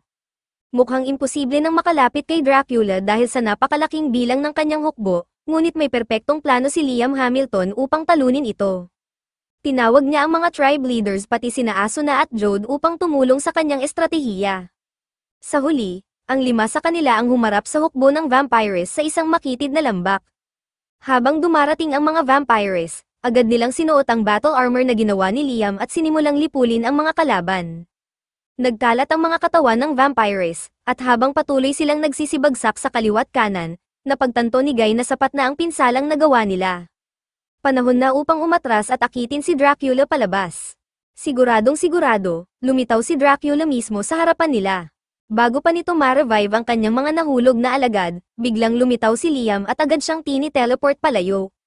Nagulat si Dracula, paano nagawa ni Liam na ilipat siya ng pwesto laban sa kanyang kagustuhan. Lalong humanga si Dracula kay Liam at tinanong kung ano ang ginawa niya. Ipinaliwanag ni Liam na tini-teleport niya sila 100 kilometro palayo upang hindi na siya makapag-ugnayan sa kanyang hukbo. Naniniwala si Liam na matatapos ang kaguluhang ito kapag natalo niya si Dracula, ngunit bago magsimula ang kanilang laban, inalok muna niya ito ng mapayapang solusyon, huminto sa pag-convert ng ibang species bilang alipin at makipamuhay ng mapayapa. Tumanggi si Dracula, dahil hindi siya titigil hanggat hindi niya nakokonvert ang lahat ng mas mababang nilalang upang maging kanyang mga tagasunod. Dahil dito, wala nang ibang pagpipilian si Liam, inilunsad niya ang ilang power missiles kay Dracula. Sa kasamaang palad, kahit tumama ng direkta ang kanyang mga atake, hindi man lang ito nasaktan. Nag-disintegrate si Dracula at muling lumitaw sa likod ni Liam, subalit nagawa niyang mag-teleport palayo bago siya matamaan. Sinubukan naman ni Liam na saksakin siya gamit ang Holy Lances, ngunit kahit na tumagos ang mga ito sa katawan ni Dracula, muli lang siyang nag-reform na parang walang nangyari. Nagpatuloy ang kanilang laban, inuudyok ni Dracula si Liam na mag-teleport, at sa sandaling gawin ito ni Liam, mabilis siyang hinawakan ni Dracula. Bago pa man siya mabigyan ng fatal bite, gumamit si Liam ng clone swap at agad na inidispel ang kanyang katawan, nakaiwas siya sa napakalapit na panganib. Alam niyang isang maling galaw lamang at magiging alipin na siya ng Dracula, kaya pinag-iisipan niyang gamitin ang Guardian Raiden Armor upang mapataas ang kanyang kapangyarihan. Ngunit kung gagamitin niya ito, mauubos ang kanyang mana, kaya hindi niya ito maaaring gamitin hanggat hindi siya sigurado sa isang tiyak na paraan upang talunin si Dracula. Sinubukan niyang gamitin ang lahat ng uri ng spells, ngunit wala ni isa ang gumana. Sinabi ni Dracula na walang silbi ang pagtutol ni Liam, dahil hindi siya maaaring saktan ni Liam anuman ang gawin niya. Si Dracula ay immortal, nasa labas siya ng mga batas ng mundong ito, kaya't hindi siya maaaring mamatay. Ang kanyang katawan ay isa lamang lalagyan upang ubusin ang life force ng iba, at hanggat umiiral ang mundo, mananatili siyang buhay. Napaisip si Liam sa sinabi ni Dracula, kung hindi siya buhay, hindi siya dapat sakop ng mga batas ng mga buhay na nilalang. Habang mahigpit ang pagkakahawak ni Dracula sa kanya, bigla siyang gumamit ng Dustbox spell. Sa normal na pagkakataon, hindi maaaring ilagay ang mga buhay na nilalang sa Dustbox, ngunit dahil hindi buhay si Dracula, hindi siya sakop ng limitasyong ito. Sa isang iglap, naisara ni Liam ang Dustbox, na-trap si Dracula sa loob. Ngayon, ang tanging kailangan gawin ni Liam ay hintayin ang oras na lumipas, habang nasa loob ng Dustbox, mabilis na tatakbo ang panahon para kay Dracula hanggang maubos ang kanyang life force. Tumayo si Liam sa labas ng dustbox sa loob ng 10 oras, ibig sabihin, 10 taon ang lumipas para kay Dracula. Sa wakas, naupos ang kanyang enerhiya o maaaring nagsawa siya sa sobrang tagal, kaya napunta siya sa isang estado ng suspended animation. Sa ganitong paraan, matagumpay na natalo ni Liam si Dracula. Ito ang pagtatapos ng episode 7. Huwag kalimutang mag-subscribe upang hindi makaligtaan ang susunod na bahagi.